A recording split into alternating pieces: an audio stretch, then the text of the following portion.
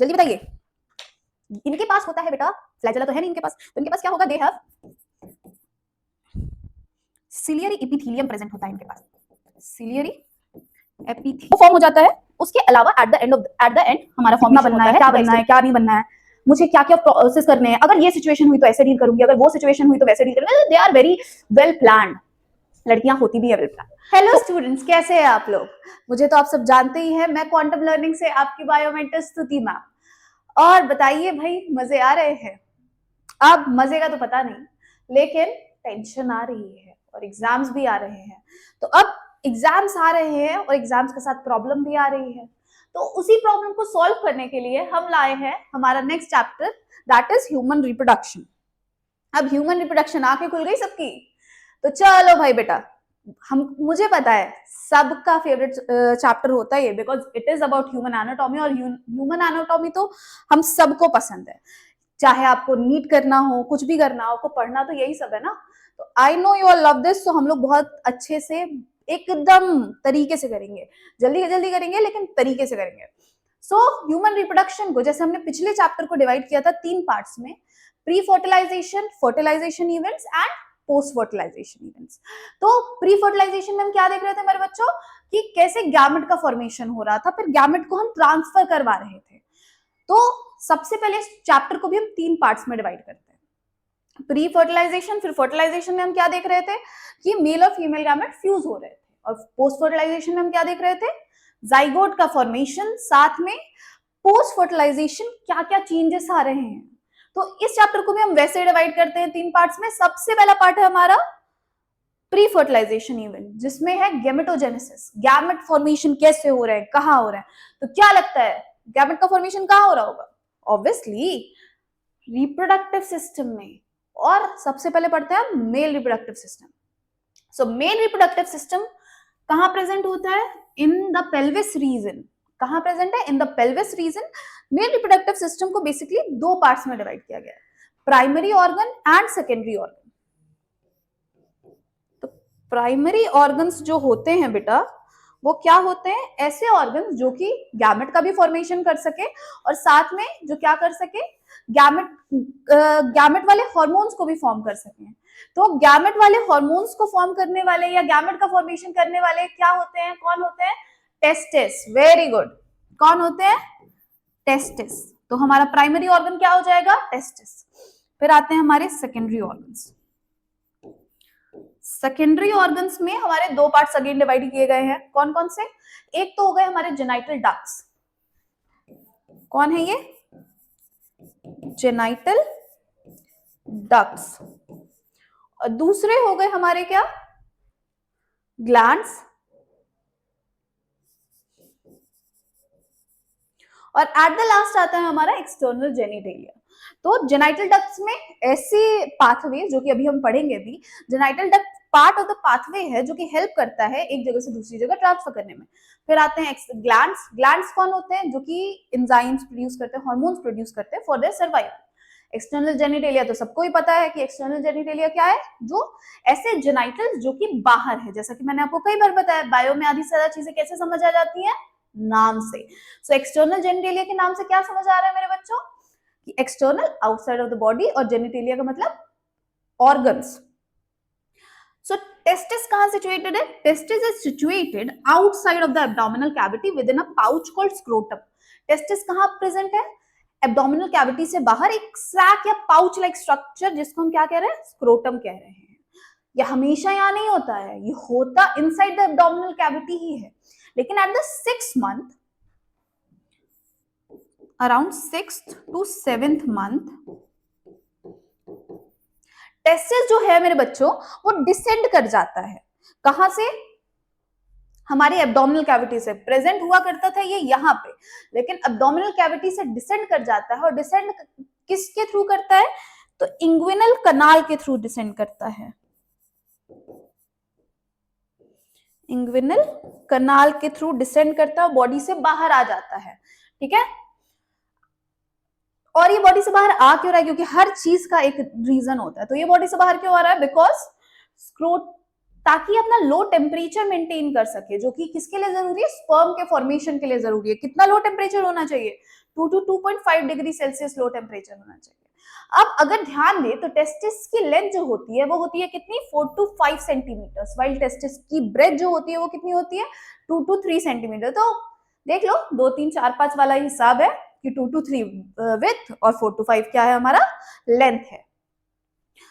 Oval shape में होता है, साथ में इसके ऊपर एक डेंस कवरिंग होती है, आपकी बुक में नहीं दी हुई है लेकिन डेंस कवरिंग का नाम होता है ट्यूनिका एल्बुजिनिया, ठीक है। टेस्टिस और टेस्टिस के अंदर अराउंड 250 कंपार्टमेंट्स होते हैं। तो यहाँ इन्होंने लिखा है कि each testis has around 250 compartments. देखो बेटा यहीं से एनसीईआरटी ऐसे ऐसे ही सवाल उठाती है। सब इन्होंने लिखा है ईच टेस्टिस हैज 250 कंपार्टमेंट, ये ईच हटा देंगे। अब पूछेंगे कि testicular lobules, 250 testicular lobules are present in our testis. तो इज इट ट्रू और is it false? It is false, क्योंकि एक टेस्टिस में हमारे 250 टेस्टिकुलर लोब्यूल है, दो में क्या हो जाएंगे 500 हो जाएंगे। अब जरा इसका स्ट्रक्चर देख लें हम। तो अगर ये हो गया हमारा टेस्टिकुलर, ये हो गए हमारे टेस्टिस, तो हर टेस्टिस में कितने, अराउंड 250 टेस्टिकुलर लोब्यूल हो जाता है। ये कंपार्टमेंट जैसा स्ट्रक्चर है जिसको हम क्या कह रहे हैं, टेस्टिकुलर लोब्यूल कह रहे हैं। अब इसके अंदर हाई कॉइल्ड स्ट्रक्चर्स पाए जाते हैं 1 to 3, जिसको हम क्या कह रहे हैं, सेमनीफेरस ट्यूब्यूल कह रहे हैं। क्या कह रहे हैं मेरे बच्चों, सेमनीफेरस ट्यूब्यूल्स। ये सब क्या है, ये सब क्या है, सेमनीफेरस ट्यूब्यूल। अब यही seminiferous tubule is the site of sperm formation. अब स्पर्म बेटा यहाँ फॉर्म तो हो गया, अब यहाँ से निकलेगा भी, और निकलेगा तो कहाँ जाएगा, अब निकले हैं तो दूर तक जाएंगे। तो ये ट्यूब जैसे स्ट्रक्चर से निकलते हैं। यहाँ सब में बना दूं,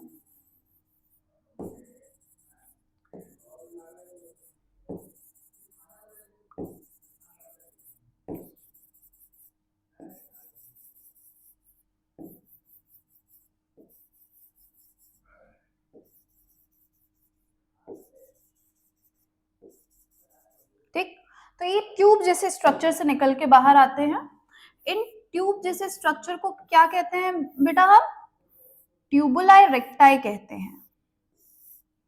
क्या कह रहे हैं इसको, ट्यूबुलाई रेक्टाई।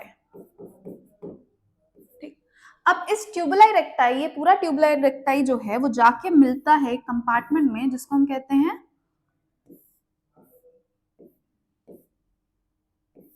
इसको हम क्या कह रहे हैं, रेटिटेस्टिस कह रहे हैं। क्या कह रहे हैं, रेटिटेस्टिस। ये रेटिटेस्टिस फिर निकलते हैं,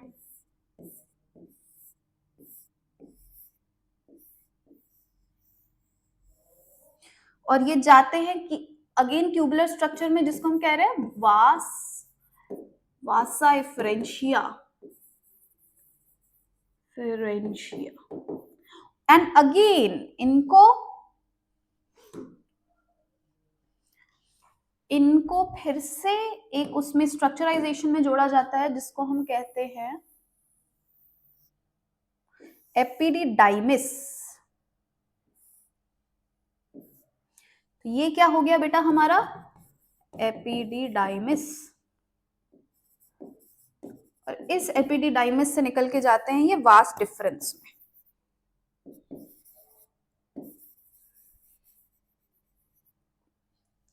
तो ये हो गया बेटा हमारा एपिडिडाइमिस। एपिडिडाइमिस जो स्ट्रक्चर है,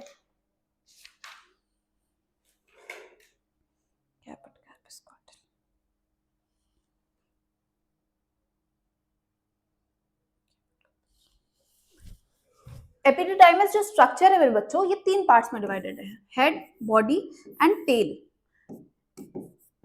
हेड, बॉडी एंड टेल।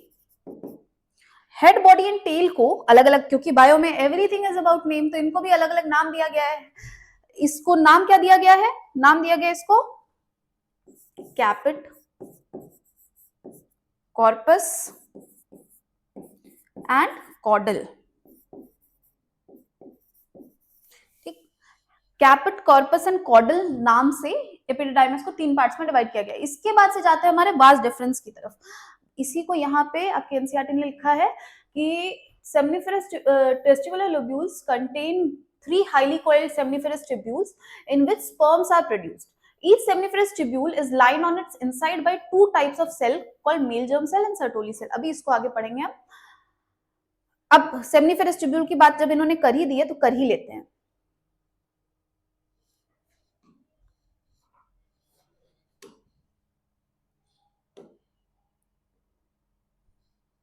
अब सेमनिफेरस ट्यूब्यूल की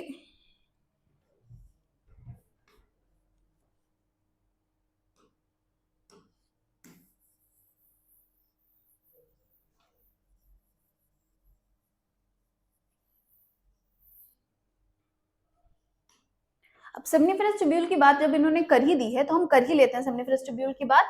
सेमनिफेरस ट्यूब्यूल जो है बेटा हमारा वो क्या है, ऐसे इन्होंने बताया कि 3 स्ट्रक्चर्स में होता है, ये 3 कोइल्ड स्ट्रक्चर्स होते हैं। तो ऐसे कुछ स्ट्रक्चर्स होते हैं। इन स्ट्रक्चर्स के अंदर बेटा प्रेजेंट होते हैं हमारे क्यूबॉइडल एपिथेलियम सेल। ठीक, ये क्यूबॉइडल एपिथेलियम जो सेल हैं,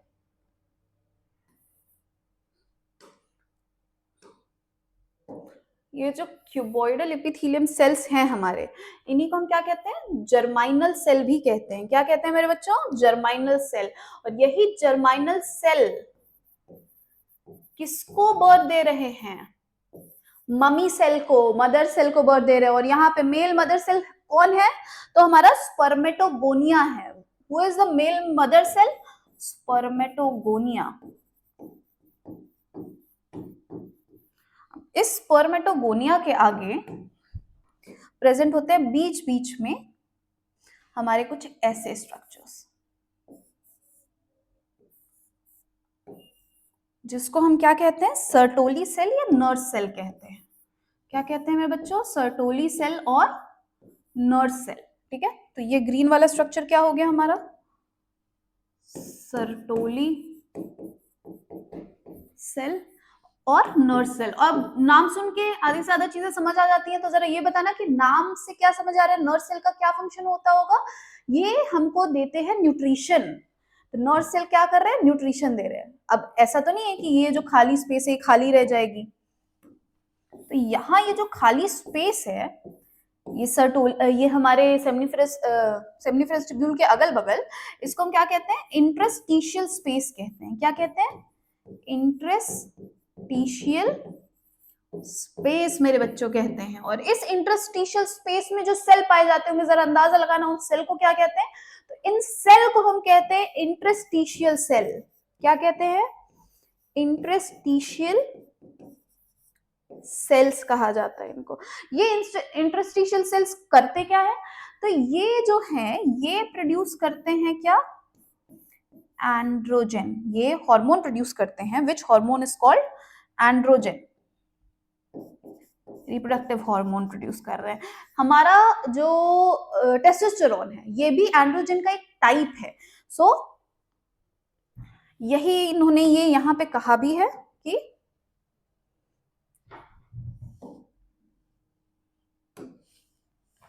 the male germ cell undergo meiotic division finally leading to the sperm formation, while the Sertoli cell provide nutrition। जैसा कि मैंने आपको बताया भी कि Sertoli cell का फंक्शन क्या होता है, न्यूट्रिशन प्रोवाइड करना to the germ cell। The region outside the seminiferous tubule is called interstitial space। और यहाँ पे जो सेल प्रेजेंट होते हैं इनको इंटरस्टिशियल सेल कहते हैं। इन्हीं का एक और नाम है लेडिक सेल भी। लेडिक सेल सिंथेसाइज और सिक्रीट करते हैं टेस्टिकुलर हार्मोन। जैसा कि मैंने आपको बताया, वो सिंथेसाइज भी करते हैं और सिक्रीट भी करते हैं। कौन सा टेस्टिकुलर हार्मोन, एंड्रोजन सिक्रीट करते हैं। और इसके अलावा other immunologically competent cells are also present. कौन से इम्यूनोलॉजिकली कंपीटेंट सेल्स प्रेजेंट होंगे इधर, WBCs, some blood, some WBCs are present। तो ये तो बात हो गई हमारी इसकी। ये स्ट्रक्चर में भी यही दिखाया है, ये आपके हैं, ये आपका खाली स्पेस है जिस which is our interstitial space. अब इंटरस्टिशियल स्पेस के मेम्ब्रेन के अगल बगल जो लगे हुए हैं इनको ही हम स्पर्मेटोगोनिया कह रहे हैं। क्या कह रहे हैं मेरे बच्चों?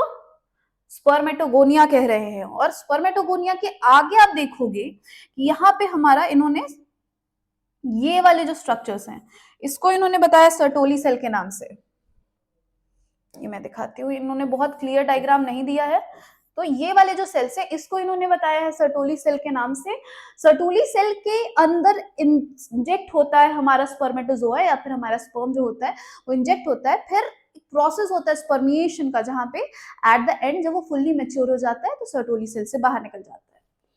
अब मेल एक्सेसरी डक्ट में कौन कौन आता है? Rete testis, Vasa efferentia, epididymis and vas deferens. और यही हमने अभी पढ़ा, ये लाइन से दिया हुआ है तो ध्यान रखिएगा इसका कि rete testis, Vasa efferentia, epididymis and vas deferens. सेमनिफेरस tubule जो है वो वासा एफरेंशिया में जाता है थ्रू रेटिटेस्टिस। किसके थ्रू जा रहा है मेरे बच्चों? रेटिटेस्टिस के थ्रू जा रहा है। इसी लाइन को कई बार बदल बदल के, I can show you the PYQs जहां पे ये लाइन को बदल बदल के दिया हुआ है। The vasa efferentia leave the testis open in epididymis located along the posterior surface of each testis. अब कहां ये ओपन हो रहा है? Epididymis leads to vas deferens that ascend. ये स्ट्रक्चर आप देखिए, आप ये देखोगे कि हमारा जो वास डिफरेंस गया है वो हमारे यूरिनरी ब्लैडर के ऊपर लूप होके जा रहा है। किसके ऊपर लूप होके जा रहा है? यूरिनरी ब्लैडर के ऊपर लूप होके जा रहा है।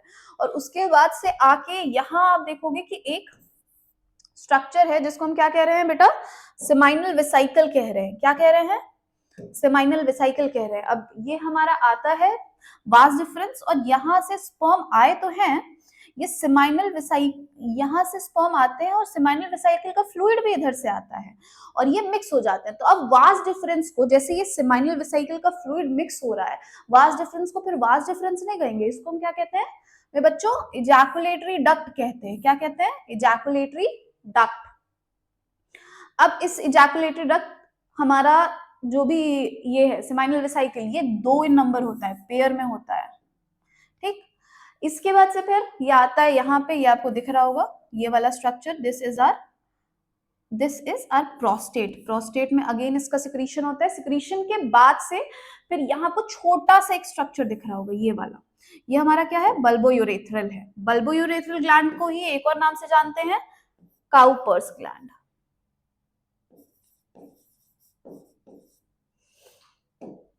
काउपर्स ग्लैंड के नाम से जानते हैं। काउपर्स ग्लैंड में अब सब कुछ सिक्रीट हो चुका है, सब कुछ हो चुका है।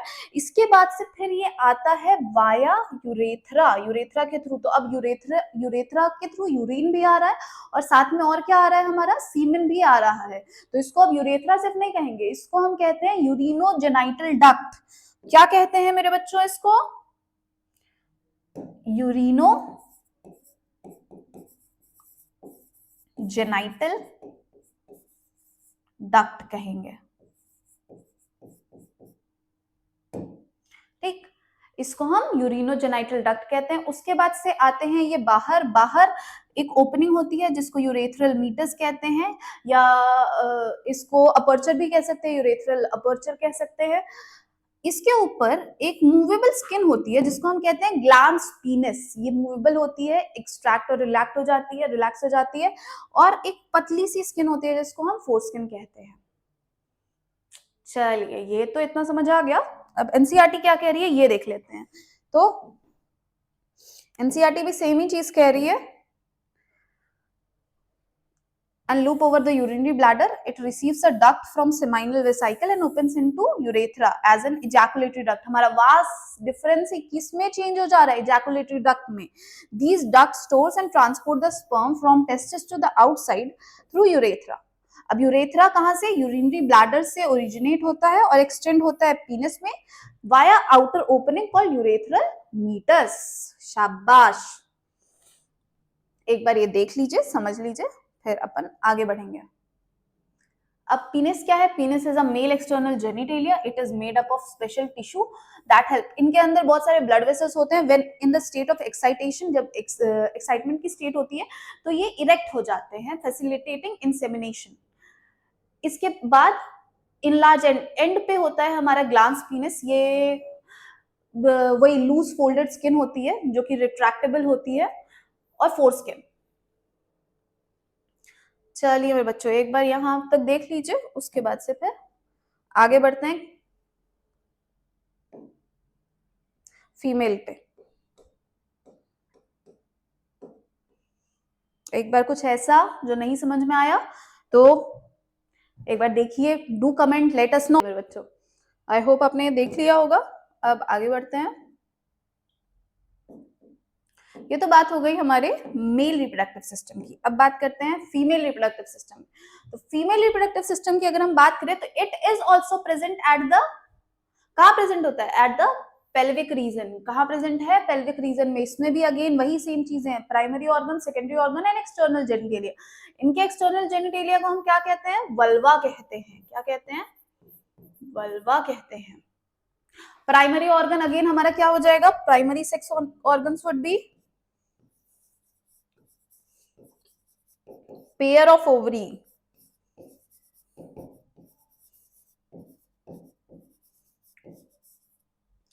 Along with a pair of oviduct. Oviduct का ही दूसरा नाम हमारा फेलोपियन ट्यूब है।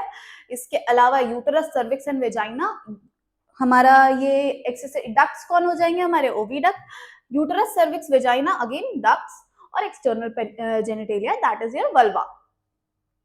इसके अलावा इनके पास मैमरी ग्लैंड भी होता है। अब मैमरी ग्लैंड सारे मैमल्स में होता है, इसीलिए मैमल का नाम मैमल क्यों पड़ा? क्योंकि वो मैमरी ग्लैंड उनके पास था, जो कि ओव्यूलेशन, फर्टिलाइजेशन, प्रेगनेंसी और birth control as well as child care में भी हेल्प कर रहे हैं। सोचो जरा, वहां तो हम बहुत सिंपल सा प्रोसेस कर रहे थे, हमको क्या करना था? स्पर्म का फॉर्मेशन करना था, स्पर्म को इजैकुलेट कर देना था। यहाँ क्या क्या कर रहे हैं हम? ओव्यूलेशन कर रहे हैं, फर्टिलाइजेशन कर रहे हैं, उसके अलावा प्रेगनेंसी, चाइल्ड बर्थ, और उसके अलावा चाइल्ड केयर भी कर रहे हैं। तो बहुत ही जिम्मेदार लोग होते हैं ये लोग। Ovaries are the primary female sex organ that produces the female gamete ovum. ठीक है, ये प्राइमरी फीमेल सेक्स ऑर्गन्स होते हैं जो कि फीमेल गैमेट प्रोड्यूस करते हैं। इसके अलावा सेवरल स्टेरॉइड हार्मोन्स प्रोड्यूस करते हैं। स्टेरॉइड हार्मोन का क्या मतलब है मेरे बच्चों? जरा कोई बताएगा? आपको याद होगा, आपने क्लास 11th में पढ़ा था स्टेरॉइड हार्मोन्स। प्लाज्मा सेल के अंदर जा पाता है प्लाज्मा मेम्ब्रेन के थ्रू या नहीं जा पाता है? तो ये सेल के अंदर इंटर कर जाता है वाया प्लाज्मा मेम्ब्रेन। ऐसे हार्मोन्स को स्टेरॉइड हार्मोन्स कह रहे हैं। कौन कौन से हैं? दो हैं, जरा नाम कमेंट करके बताना मुझे। The ovaries are located one on each side of the lower abdomen. Lower abdomen में दोनों साइड में है प्रेजेंट। तो ये देखिए आप, ये और ये लीगामेंट के थ्रू ज्वाइन होते हैं। कौन से लीगामेंट? Ovarian ligament. ये आपको स्ट्रक्चर जो दिख रहा है that is our ovarian ligament. इस लीगामेंट का नाम किसी को पता है? इसको ब्रॉड लीगामेंट कहते हैं। क्या कहते हैं? ब्रॉड्स लीगामेंट कहते हैं। इसके बाद से फिर यहां से ओवम जो है वो इजैकुलेट होता है, और यहाँ फिर फिम्ब्रियाई, ये जो फिंगर लाइक स्ट्रक्चर है दैट इज फिम्ब्रियाई। फिम्ब्रियाई क्या करता है मेरे बच्चों? ये ओवम को रिट्रैक्ट करता है ओवरी से और ले जाता है ओविडक्ट में। तो इसके अंदर ये कुछ ऐसा स्ट्रक्चर है, ठीक। और इसके अंदर प्रेजेंट होता है एक होल, एक स्पेस, जिसको हम क्या कहते हैं? ऑस्टियम कहते हैं, ठीक। अब इसी ऑस्टियम के थ्रू एक्सेल अंदर जाते हैं। एक्सेल जाते हैं कहाँ? हमारे ओविडक्ट में। अब ओविडक्ट जो है वो अराउंड 10 सेंटीमीटर है। आपका जो छोटा वाला स्केल होता है दैट इज 10 सेंटीमीटर। तो ओविडक्ट, या फिर इसी को हम क्या कह रहे हैं? फलोपियन ट्यूब कह रहे हैं। इसकी लेंथ कितनी होती है? अराउंड 10 सेंटीमीटर होती है मेरे बच्चों। अब इसको बेसिकली 3 पार्ट्स में डिवाइड किया गया है। ये जो ब्रॉड रीजन है इसको हम कह रहे हैं इनफंडिबुलम, ठीक है। The broad region is known as infundibulum. Infundibulum से जाता है ampulla. Ampulla is the site of fertilisation, जहां पे फ्यूजन हो रहा है मेल और फीमेल गैमेट। कुछ पुरानी बुक्स में ये इस्थेमस एम्प्यूला जंक्शन लिखा हुआ है, लेकिन अभी जो नई एडिशन आई है उसमें क्लियरली लिखा हुआ है कि it is ampulla. So and then the narrow part, it is a narrow part is called isthmus. अब जरा दिमाग लगाइए और सोच के बताइए कि ओवरी यहाँ फिम्ब्रियाई के थ्रू रिट्रैक्ट हो गई, ऑस्टियम के थ्रू अंदर आ गई, इनफंडिबुलम में पहुंच गई, लेकिन इनफंडिबुलम से एम्प्यूला तक कैसे पहुंच रही है? जल्दी बताइए। इनके पास होता है बेटा फ्लैजेला तो है नहीं इनके पास, तो इनके पास क्या होगा, they have ciliary epithelium present होता है इनके पास, सिलियरी एपिथीलियम, जो कि हेल्प करता है मूवमेंट ऑफ ओवरी।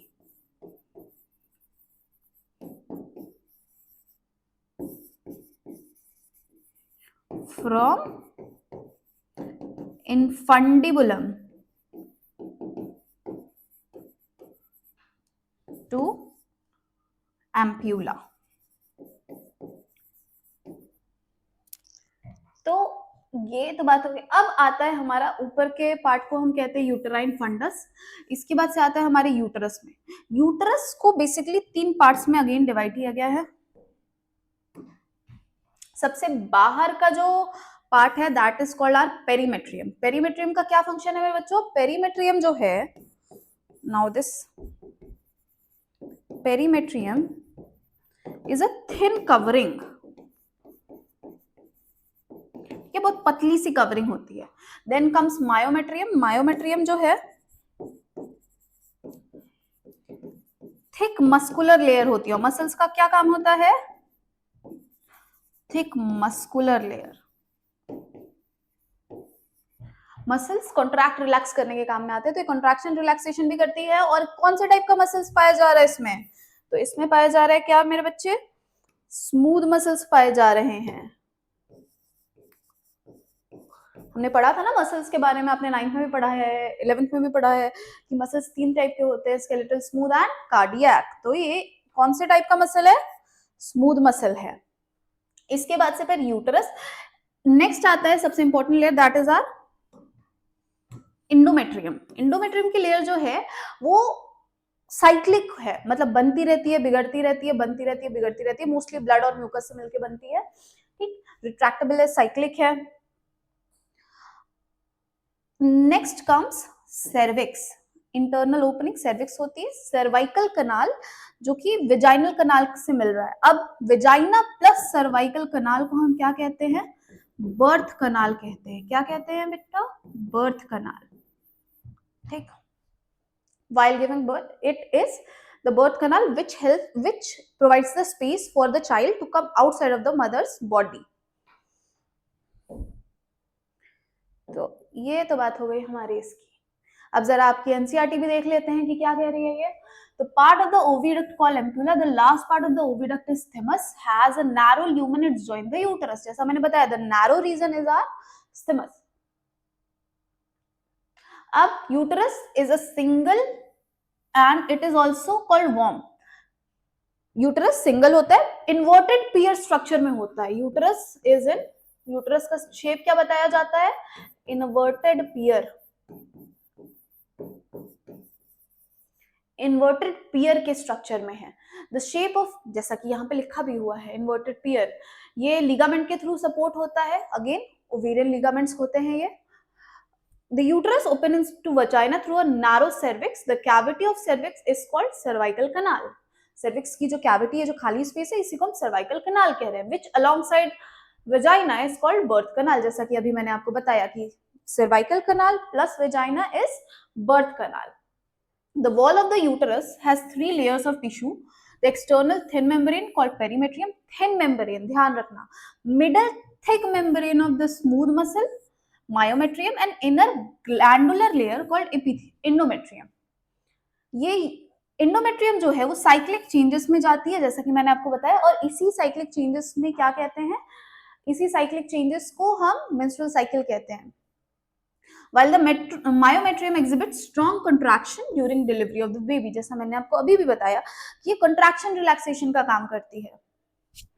अब बात करते हैं एक्सटर्नल जेनिटेलिया की। तो एक्सटर्नल जेनिटेलिया में क्या होता है बेटा? एक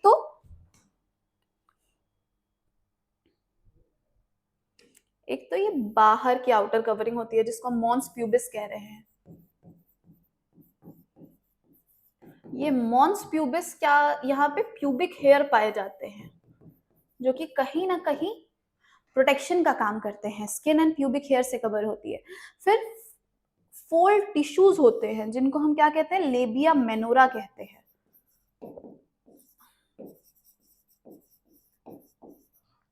इस लेबिया मेनोरा के अंदर एक और फोल्डेड टिश्यू होंगे जिसको हम क्या कहेंगे, लेबिया माइनोरा कहेंगे। क्या कहेंगे, लेबिया माइनोरा कहेंगे। अब यहाँ दो ओपनिंग्स होती हैं।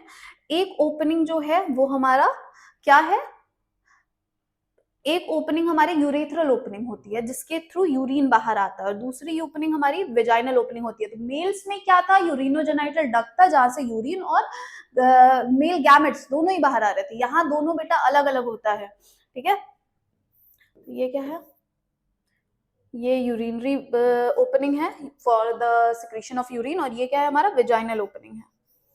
और इसके ठीक ऊपर एक कॉइल्ड, हाईली कॉइल्ड स्ट्रक्चर होता है जिसको हम क्या कहते हैं, क्लाइटोरिस कहते हैं। क्या कहते हैं मेरे बच्चों, क्लाइटोरिस कहते हैं। ये जो क्लाइटोरिस होता है ये अपर जंक्शन ऑफ लेबिया माइनोरा के अपर जंक्शन में प्रेजेंट होता है, और ये बहुत ही सेंसिटिव इन नेचर होता है। अब एक और सॉफ्ट कवरिंग होती है, सॉफ्ट मेम्ब्रेन होती है जिसको हम हाइमेन कहते हैं। कई बार माना जाता है कि ये जो हाइमेन है ये फर्स्ट कोइटस या फर्स्ट सेक्सुअल इंटरकोर्स से रिलेटेड होता है, कि it will small membranous covering होती है जो कि while first sexual intercourse break down हो जाती है।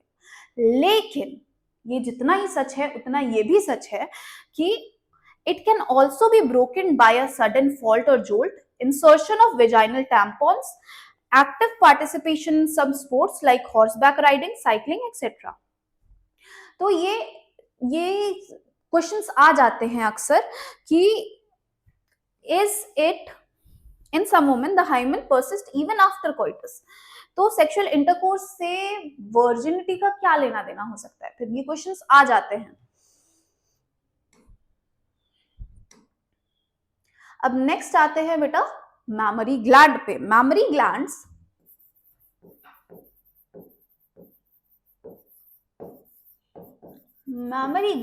सिर्फ किस में पाए जाते हैं, मैमल्स में, मैमल्स में पाए जाते हैं। ये मैमरी ग्लैंड जो है ये स्ट्रक्चराइजेशन होती है जो कि चाइल्ड को आफ्टर बर्थ फीडिंग में हेल्प करती है, ठीक है। ये यहां तक हो गया आपका, यहां तक आपको समझ आ गया होगा। नेक्स्ट टॉपिक है हमारा मैमरी ग्लैंड। मैमरी ग्लैंड के कैरेक्टरिस्टिक क्या होते हैं कि ये पेयर स्ट्रक्चर्स में प्रेजेंट होते हैं, ये पेयर स्ट्रक्चर्स में प्रेजेंट होते हैं। इनका रिब केज के बाद से पेक्टोरालिस मसल्स होती हैं। इसके अंदर फैट होता है बेटा, फैट के अंदर लोब्स होते हैं, अराउंड 25 to 30 लोब्स होते हैं इनके पास। एक सेकंड में कलर चेंज कर दूं, कलर चेंज करके देखते हैं कितने लोब स्ट्रक्चर है। यहाँ सिर्फ 2 ही दिए हुए हैं, आप देखो यहाँ सिर्फ 1 और 2, सिर्फ 2 ही स्ट्रक्चर्स दिए हुए हैं। तो मैमरी लोब्स होते हैं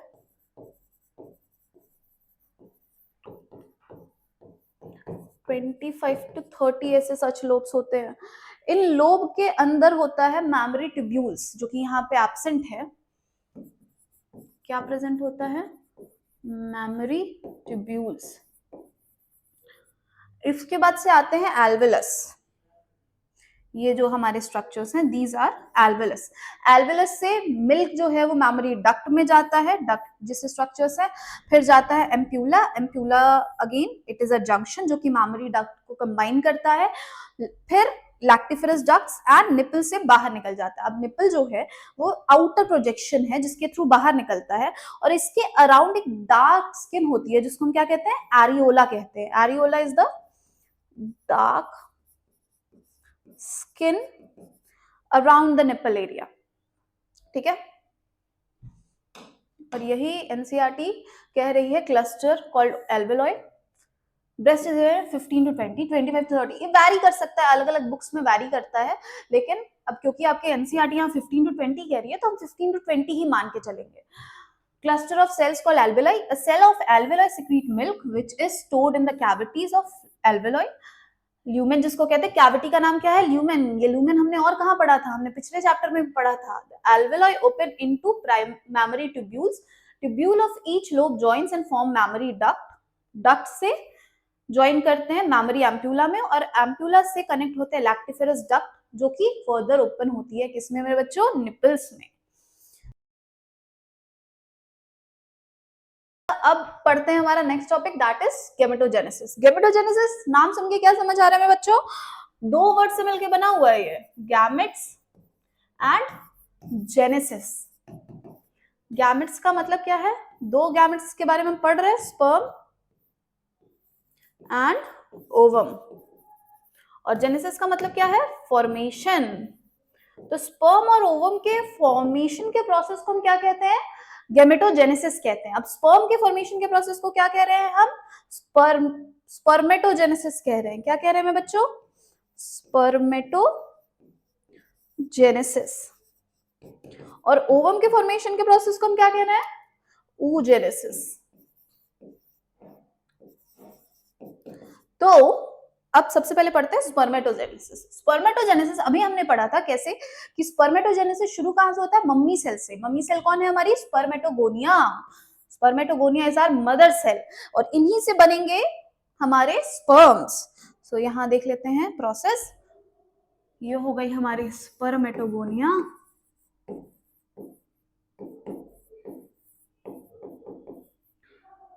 स्पर्मेटोगोनिया, इनका होगा हमारा माइटोसिस। इसका फ्लोइडी लेवल क्या होगा मेरे बच्चों, 2n। 2n को ये शुरू कब होता है स्पर्मेटोजेनेसिस, एट प्यूबर्टी शुरू होता है। 2n का मतलब क्या है, क्रोमोसोम नंबर इनके कितने होंगे, 46 होंगे। ठीक, माइटोसिस में दो टाइप के सेल का प्रोडक्शन करेंगे, एक पहला प्राइमरी स्पर्मेटोसाइट्स और दूसरा स्टेम सेल्स का, जो कि फिर स्पर्मेटोगोनिया का प्रोडक्शन करेंगे। Again they will produce spermatogonia only. तो स्पर्मेटोसाइट, प्राइमरी स्पर्मेटोसाइट में फिर क्या होगा, मियोसिस 1 होगा। क्या होगा, मियोसिस 1। ये अब मियोसिस 1 क्या हुआ, ये प्राइमरी स्पर्मेटोसाइट से, इनका भी अभी प्राइमरी स्पर्मेटोसाइट का फ्लोइडी लेवल क्या है, 2n है। मतलब कि 46 नंबर ऑफ क्रोमोसोम्स है इनके पास। अब इसके बाद से मियोसिस 1 हो गया। मियोसिस 1 में क्या हो गया, हमारे सेकेंडरी स्पर्मेटोसाइट्स बन गए। क्या बन गए मेरे बच्चों, सेकेंडरी स्पर्मेटोसाइट्स बन गए। Secondary spermatocytes. सेकेंडरी स्पर्मेटोसाइट्स का अगेन क्या होगा, मियोसिस 2 होगा। क्या हुआ यहाँ पे, मियोसिस 2। और यहाँ ये क्या बनाएंगे, ये बनाएंगे हमारे स्पर्मेटिड्स। क्या बनाया बेटा इन्होंने, स्पर्मेटिड्स। ये जो स्पर्मेटिड्स हैं, क्या बनाया है इन्होंने, अभी तो ये सेल्स होंगे, इन्होंने 4 बनाए स्पर्मेटिड्स।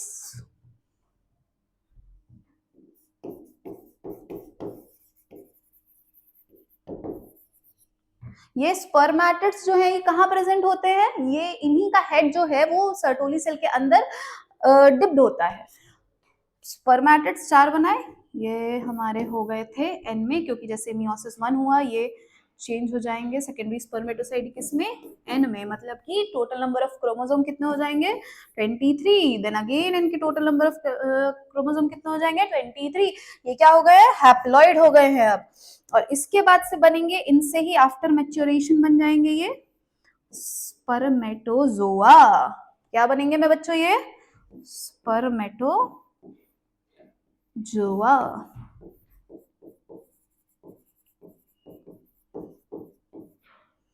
ये क्या है हमारा, एन फॉर्म में होगा अलॉन्ग विद अ टेल। तो यही चीज यहाँ आपकी एनसीईआरटी कह भी रही है। ये देखिए स्ट्रक्चर, स्पर्मेटोगोनिया से बना प्राइमरी स्पर्मेटोसाइट, प्राइमरी से सेकेंडरी, सेकेंडरी से स्पर्मेटिड, और स्पर्मेटिड से स्पर्मेटोजोआ। स्पर्मेटिड को देखोगे तो ये कहाँ प्रेजेंट है, सर्टोली सेल के अंदर इनका जो सर है वो अलाइंड है, लेकिन स्पर्मेटोजोआ जो है वो बाहर निकला हुआ है। सो जरा देख लें इसको, present spermatogonia present inside the wall of seminiferous tubule. Seminiferous tubule की वॉल के ठीक अलाइन होती है, ठीक बगल में होती है। Spermatogonia is diploid and contain 46 chromosomes. Some of the spermatogonia is called primary spermatocyte, periodically undergo meiosis. कुछ स्पर्मेटोगोनिया जो है वही प्राइमरी माइटोसिस करेंगे, प्राइमरी स्पर्मेटोसाइट बनेंगे और फिर फर्स्ट मियोटिक डिवीजन होगा leading to the formation of two equal haploid cells called secondary spermatocytes which have only 23 chromosomes each. The secondary spermatocytes undergo the second meiotic division for the produce of four equal, जैसा कि मैंने अभी आपको दिखाया कि secondary spermatocytes जो होंगे वो second meiosis करेंगे और चार equal size में haploid spermatids बनाएंगे. अब ये spermatids जो होंगे वो ट्रांसफॉर्म होंगे किसमें, स्पर्मेटोजोआ में. किस प्रोसेस के थ्रू, स्पर्मियोजेनेसिस के थ्रू. इसमें स्पर्मियोजेनेसिस में स्पर्म हेड जो है वो एम्बेडेड होता है सर्टोली सेल में और जो कि एम्बेडेड था सर्टोली सेल में फाइनली अलग हो जाता है सर्टोली सेल से. और इस प्रोसेस को हम क्या कहते हैं, स्पर्मिएशन कहते हैं. क्या कहते हैं, स्पर्मिएशन कहते हैं. ठीक है, तो ये जो है यहां से यहां बनने का प्रोसेस, ये क्या है हमारा मेरे बच्चों, स्पर्मिएशन. ठीक है, आई होप ये समझ आ गया होगा. स्पर्मेटोजेनेसिस कब स्टार्ट होता है, पहले तो ये क्या है, स्टार्ट्स एट प्यूबर्टी. यहां लिख देती हूं, स्टार्ट्स एट प्यूबर्टी. ठीक है, इसके अलावा इसमें सेल जो होते हैं वो सारे सेम साइज के होते हैं. ऐसा नहीं ना कि एक सेल बड़ा हो गया दूसरा छोटा हो गया, सब same size of daughter cells are formed.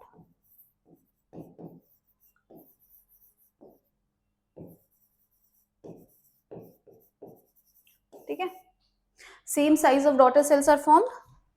इसके अलावा अच्छा, अब इसमें हाइपोथैलेमिक हार्मोन्स भी होते हैं जिनका फॉर्मेशन होता है. सबसे पहले आता है हमारा हाइपोथैलेमस से रिलीज होता है.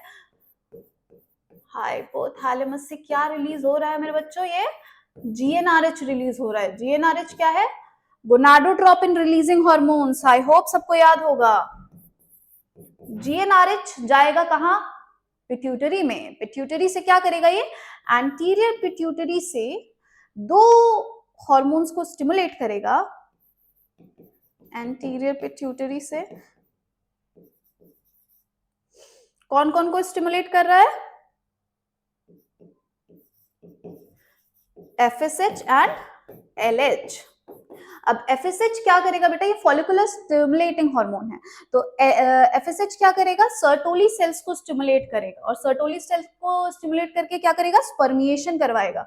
तो FSH क्या करता है, स्पर्मिएशन करवाता है. On the other hand LH क्या करता है, LH जो है वो लेडिक सेल्स को स्टिमुलेट करता है और कहता है कि भैया अब तो बारी आ गई है एंड्रोजन की सिक्रीशन की. और यहां से शुरू होता है स्पर्मेटोजेनेसिस का प्रोसेस. तो स्टिमुलेट लेडिक सेल जो कि स्पर्मेटोजेनेसिस के प्रोसेस को स्टार्ट करता है. अब बात करें अगर हमारे स्पर्म की, तो स्पर्म को आप देखोगे कि स्पर्म जो है वो तीन पार्ट्स में डिवाइडेड है, हेड, मिडल पीस और टेल. ठीक है, अब हेड की बात करें हम, तो हेड में एक ऊपर स्ट्रक्चर होता है प्लाज्मा मेम्ब्रेन का, जिसके अंदर होते हैं एक्रोसोम नाम के एंजाइम. एक्रोसोम में तीन अलग अलग टाइप के एंजाइम्स होते हैं.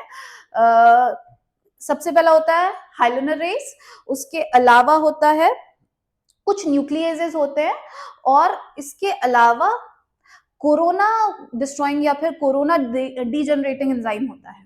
ठीक है, then comes our nucleus. Nucleus में क्रोमेटिक मटेरियल होता है. कैसा होता है, N मतलब कि हैप्लॉइड जेनेटिक मटेरियल होता है. फिर हमारा नेक पीस, नेक जो है, नेक रीजन में यहां होती है हमारी निबरकून की शीट. निबरकून की शीट के अलावा माइटोकॉन्ड्रिया होते हैं जो कि source of energy while swimming. अब तो अभी रिसेंट स्टडीज में आया था कि ये जो स्पर्म है वो स्विम नहीं करते, स्पिन करते हैं, तो उसमें एनर्जी प्रोवाइड करने के लिए. और टेल जो है, टेल क्या करती है बेटा, पुश देती है. तो इसको यहां देख लेते हैं. Plasma membrane envelops the whole body of sperm. The sperm heads contain elongated haploid nucleus anterior portion of which is covered by a cap like structure called acrosome. acrosome enzyme से भरा हुआ होता है जो कि फर्टिलाइजेशन में help करता है. मिडल पीस जो है उसमें न्यूमरस माइटोकॉन्ड्रिया होते हैं जो कि किसमें हेल्प करते हैं. Mitochondria is the power house of the cell, तो ये पावर प्रोवाइड करने में हेल्प कर रहे हैं मेरे बच्चों.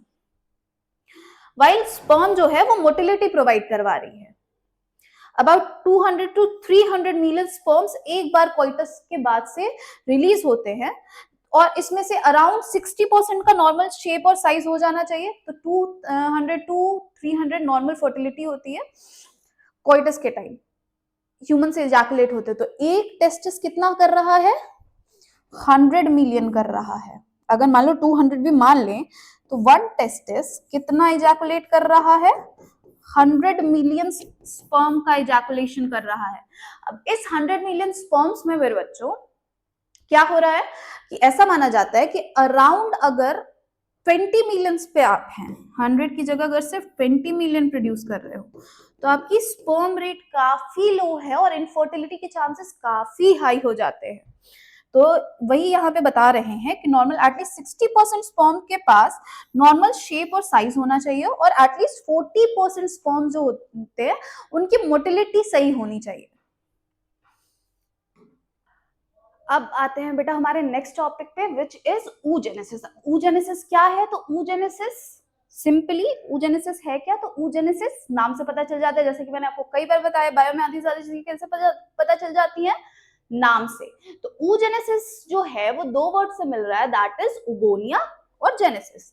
तो oogonia प्लस genesis मेरे बच्चों मिलके क्या बना रहा है, oogenesis. oogonia is our female gamete और इसी के फॉर्मेशन के प्रोसेस को हम क्या कह रहे हैं, oogenesis कह रहे हैं.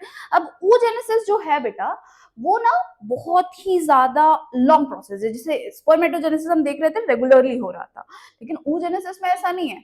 जैसे oogenesis फीमेल में हो रहा है और आप तो जानते हो लड़कियां कैसे तैयार हो जाती हैं, मतलब अगर कोई भी फंक्शन होता है कुछ भी होता है तो वो पहले से तैयारी करके रखती हैं. जैसे कि अगर मान लो मुझे हफ्ते बाद कहीं जाना है तो ये क्या करेंगी कि एक हफ्ते पहले से ही तैयारी करना शुरू कर देंगी. अच्छा ठीक है यहाँ जाऊंगी तो ये वाला ड्रेस पहनूंगी, इसके साथ ये वाला शू वेयर पहनूंगी, इसके साथ ये वाली स्क्रंची लगाऊंगी. तो वैसे ही जब oogenesis हो रहा होता है, oogenesis को बेसिकली दो पार्ट्स में डिवाइड किया गया है. एक तो ऑब्वियसली हमारा पूरा oogenesis वाला प्रोसेस और दूसरा फॉलिकुलर जेनेसिस. क्या है मेरे बच्चों, फॉलिकुलर जेनेसिस. अब oogenesis में होता क्या है, तो सबसे पहले आएगा हमारा oogonia. ये बिफोर बर्थ फीटल लाइफ में हो जाता है. जो चाइल्ड है उसकी फीटल लाइफ में ये प्रोसेस शुरू हो जाता है जहां पे हमारा oogonia है. oogonia जो है वो डिवाइड होने लगता है, मल्टीपल ओगोनियाज बनते हैं when the child is in her mother's वॉर्म, फीमेल चाइल्ड. तो यहाँ पे और अगर नंबर बढ़ाने तो हमको क्या करना होता है, माइटोसिस. माइटोसिस शुरू हो जाता है, मल्टीपल ओगोनियाज बन जाते हैं फीटल लाइफ में. अब ये जो ओगोनिया होंगे ऑब्वियसली इनका प्लॉइडी लेवल क्या होगा, 2n 2n 2n. इनको हम क्या कहते हैं, आफ्टर माइटोसिस इनको क्या कहते हैं हम, प्राइमरी oocytes कहलाते हैं ये. अब इन प्राइमरी oocytes के साथ क्या होता होगा, क्या लगता है, ये प्राइमरी oocyte बेटा बनने के बाद से, इस प्राइमरी oocyte के बनने के बाद से होता है शुरू हमारा बर्थ. ये तब तक डिवीजन होगा ओगोनिया का प्राइमरी oocyte में, तब तक ये डिवाइड होते रहेंगे जब तक बर्थ नहीं हुआ. आफ्टर बर्थ प्राइमरी oocyte बनना बंद हो जाता है. ठीक, अब primary oocyte before birth again divide होते हैं और यहां शुरू होता है मियोसिस 1. अब मियोसिस 1 में डिवाइड हो ही रहे होते हैं, अभी इनका मियोसिस का प्रोसेस शुरू ही हो रहा होता है. कहां पे, प्रोफेज के डिप्लोटीन फेज में होते हैं. ये फेज में होते हैं जब ये अरेस्ट हो जाते हैं, अरेस्टेड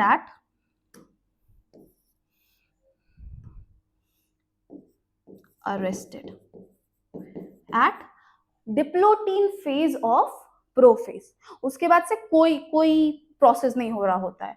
फिर होता है हमारा बर्थ, देन चाइल्डहुड में भी कोई प्रोसेस नहीं होता, बिकॉज चाइल्डहुड में हॉर्मोन्स एब्सेंट होते हैं मेरे बच्चों। और फिर आती है प्यूबर्टी जहां पे सब कुछ सिक्रीट होना शुरू हो जाता है, सबका मन मचलने लगता है। तो प्यूबर्टी में मन क्यों मचलता है बेटा? इन्हीं हॉर्मोन्स के चक्कर में। अब ये हॉर्मोन्स आ गए तो हमारा जो प्राइमरी oocyte है वो अपना पूरा मियोसिस कंप्लीट करके क्या बन जाएगा? सेकेंडरी oocyte बन जाएगा। क्या बन जाएगा? सेकेंडरी oocyte बनेगा। अब ये सेकेंडरी oocyte जो है मेरे बच्चों, सेकेंडरी oocyte के साथ ये बनाते हैं एक, क्योंकि एक polar body, first polar body बनाते हैं। और ये ऐसा हो क्यों रहा है? बिकॉज अब सोचो कि बहुत सारे ओगोनियाज ने बहुत सारे oocyte बनाए, लेकिन न्यूट्रिशन तो हमारा लिमिटेड ही है। तो इस लिमिटेड न्यूट्रिशन को फुलफिल करने के लिए सब कुछ नहीं होता। क्या हो जाता है? सब कुछ नहीं होता, सारे सेल्स जो है वो ओगोनियाज के सेकेंडरी oocyte नहीं बना पाते, कुछ हाफ पार्शियली डिवाइड हो जाते हैं, कुछ बहुत सारे तो बेटा डीजनरेट हो जाते हैं। मतलब अराउंड मिलियंस में बनते हैं ये, लेकिन ultimately 60 to 80,000 each ovary he last में बच जाते हैं।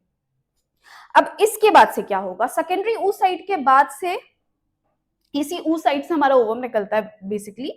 तो सेकेंडरी oocyte के बाद से शुरू होता है मियोसिस 2, और ये जाके मियोसिस 2 में जाके अरेस्ट हो जाता है। अगेन अरेस्ट हो जाएगा। अरेस्ट होने के बाद से क्या होगा? दो कंडीशंस होती है। एक, या तो स्पर्म से इंटरैक्ट होता है। स्पर्म से अगर इंटरैक्ट हुआ तब तो ठीक है भाई, तब तो बहुत बढ़िया है। तब तो क्या कर लेंगे ये कि ये मियोसिस कंप्लीट करके अपना ऊटेड बनाएंगे। क्या करेंगे? ऊटेड बनाएंगे, ऊटेड बनाएंगे। या फिर अगर ये इंटरैक्ट नहीं हुआ तो ओवम के फॉर्म में ये बॉडी के बाहर निकल जाता है। आई होप आपको ये समझ आ गया होगा। इफ इंटरैक्टेड विद स्पर्म, ये इन केस में है, ठीक है। ये क्या है मेरे बच्चों? इन केस में है कि अगर स्पर्म के साथ इंटरैक्शन हुआ तो ये या तो ऊटेड बनता है या तो ओवम तो ये है ही, ओवम के साथ ये बॉडी से डीजनरेट हो जाते हैं। अब आते हैं फॉलिकुलर जेनेसिस में। तो फॉलिकुलर जेनेसिस होता रहता है, ठीक है। अराउंड एक ओवरी में 60 to 80,000 ओवम्स या ओगोनियास प्रेजेंट होते हैं। अब प्राइमरी oocytes प्रेजेंट होते हैं। अब ये प्राइमरी oocyte क्या बनाएंगे? Primary follicle. प्राइमरी फॉलिकल होता क्या है? तो जैसे ही ओवरी में मेच्योर होते हैं, इनके ऊपर, प्राइमरी oocyte के ऊपर बन जाती है एक सेल की लेयर, जिसको हम क्या कहते हैं? ग्रैनुलोसा सेल कहते हैं। क्या कहते हैं मेरे बच्चों? ग्रैनुलोसा सेल कहते हैं। ये क्या हो गया? ग्रैनुलोसा सेल की लेयर बन गई। इसके बाद से फिर सेकेंडरी फॉलिकल बनेगा। अब सेकेंडरी फॉलिकल में क्या होता है?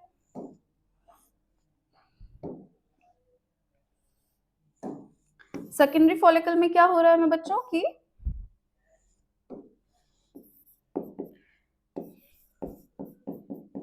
सेकेंडरी फॉलिकल में इसी ग्रैनुलोसा सेल के ऊपर एक और लेयर आ जाती है। किसकी? थीका की।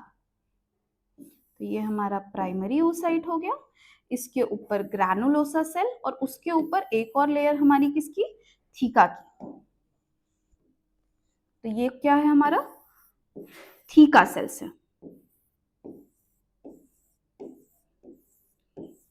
देखो भाई, ड्राइंग पे मुझे जज मत करना, बिकॉज यू नो ड्राइंग से ज्यादा लेबलिंग में है। हमारे टीचर ने हमको बचपन से कहा था कि देखो बेटा, तुम ड्राइंग की क्लास नहीं पढ़ रहे हो, तुम बायो की क्लास पढ़ रहे हो, तो ड्राइंग पे ध्यान मत दो, लेबलिंग पे ध्यान करो, तभी तुम्हारा कॉलर टाइप फ्यूचर ब्राइट होगा। सो ये क्या हो गया? हमारा थीका सेल्स हो गया, और ये हमारा ग्रैनुलोसा। नेक्स्ट आता है अपना, ये देखिए यहाँ पे ये दिखा भी रहे हैं, प्राइमरी फॉलिकल, सेकेंडरी फॉलिकल तो दिख ही नहीं रहा, ये रहा अपना सेकेंडरी फॉलिकल, और फिर ये tertiary follicle, and at the end आता है हमारा ग्राफिकन फॉलिकल। ये हो गया हमारा सेकेंडरी फॉलिकल हो गया। अब टर्शियरी फॉलिकल की बात करें तो टर्शियरी फॉलिकल में और लेयर्स आ जाती हैं। और लेयर्स की बात करूं, चलो यही बना देती हूँ। ये हमारा हो गया टर्शरी फॉलिकल्स में सेकेंडरी oocyte के ऊपर बनेगी हमारी क्या, सेकेंडरी oocyte के ऊपर बनती है हमारी जोना पेलुसिडा, कोरोना रेडियाटा, और उसके बाद से फिर हमारा बनता है क्या मेरे बच्चों, कोरोना रेडियाटा के बाद यहाँ पे होता है क्यूमुलस ओफोरस जो कि ब्रिज की तरह फॉर्म करता है। उसके अलावा ग्रानुलोसा, फिर theca interna and theca externa, theca interna and theca externa, ठीक है। तो ये बनती है हमारी टर्शरी फॉलिकल। अब टर्शरी फॉलिकल में, टर्शरी फॉलिकल के बाद आती है यहाँ पे एक फ्लूइड फिल्ड कैविटी बनने लग जाती है। क्या बन रही है, फ्लूइड फिल्ड कैविटी, जिसको हम क्या कहते हैं, एंट्रम कहते हैं, जिसको आप देखोगे भी। ये देखिए, ये है हमारा टर्शरी फॉलिकल। अब टर्शरी फॉलिकल के बाद से फिर आता है हमारा at the end Graafian follicle.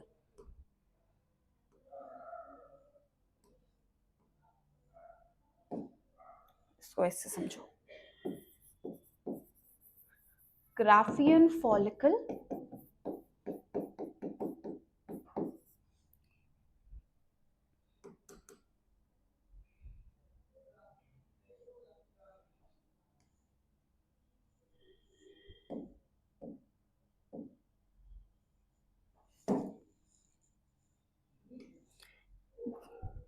यहां बनाते हैं मेरे बच्चों,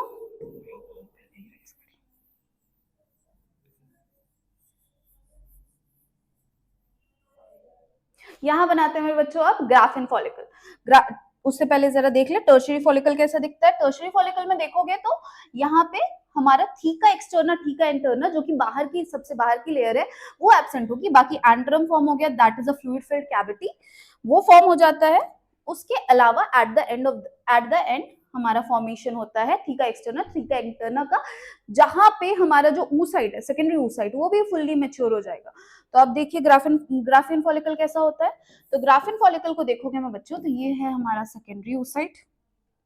अलग अलग कलर से बनाती हूँ, I love using colours, you no.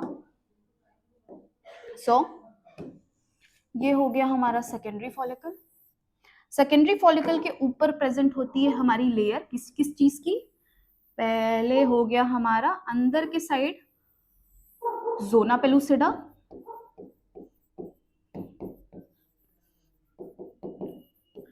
फिर बाहर होता है हमारा कोरोना रेडियाटा, इसके बाद से आती है हमारी तीसरी लेयर। तीसरी लेयर जो है वो कौन से कलर से बनाओ, चलो। उसके बाद से आती है हमारी ग्रैनुलोसा सेल की लेयर। किसकी लेयर है, ग्रैनुलोसा। ग्रैनुलोसा सेल बीच में कैविटी है हमारे, और बीच में कैविटी को कवर कौन कर रहा है, तो हमारा क्यूमुलस ओफोरस कवर कर रहा है मैं बच्चों। क्या कवर कर रहा है, क्यूमुलस ओफोरस। इसके बाद से फिर आता है हमारे दो बाहर के लेयर, जिसको हम क्या कहते हैं, theca interna and theca externa.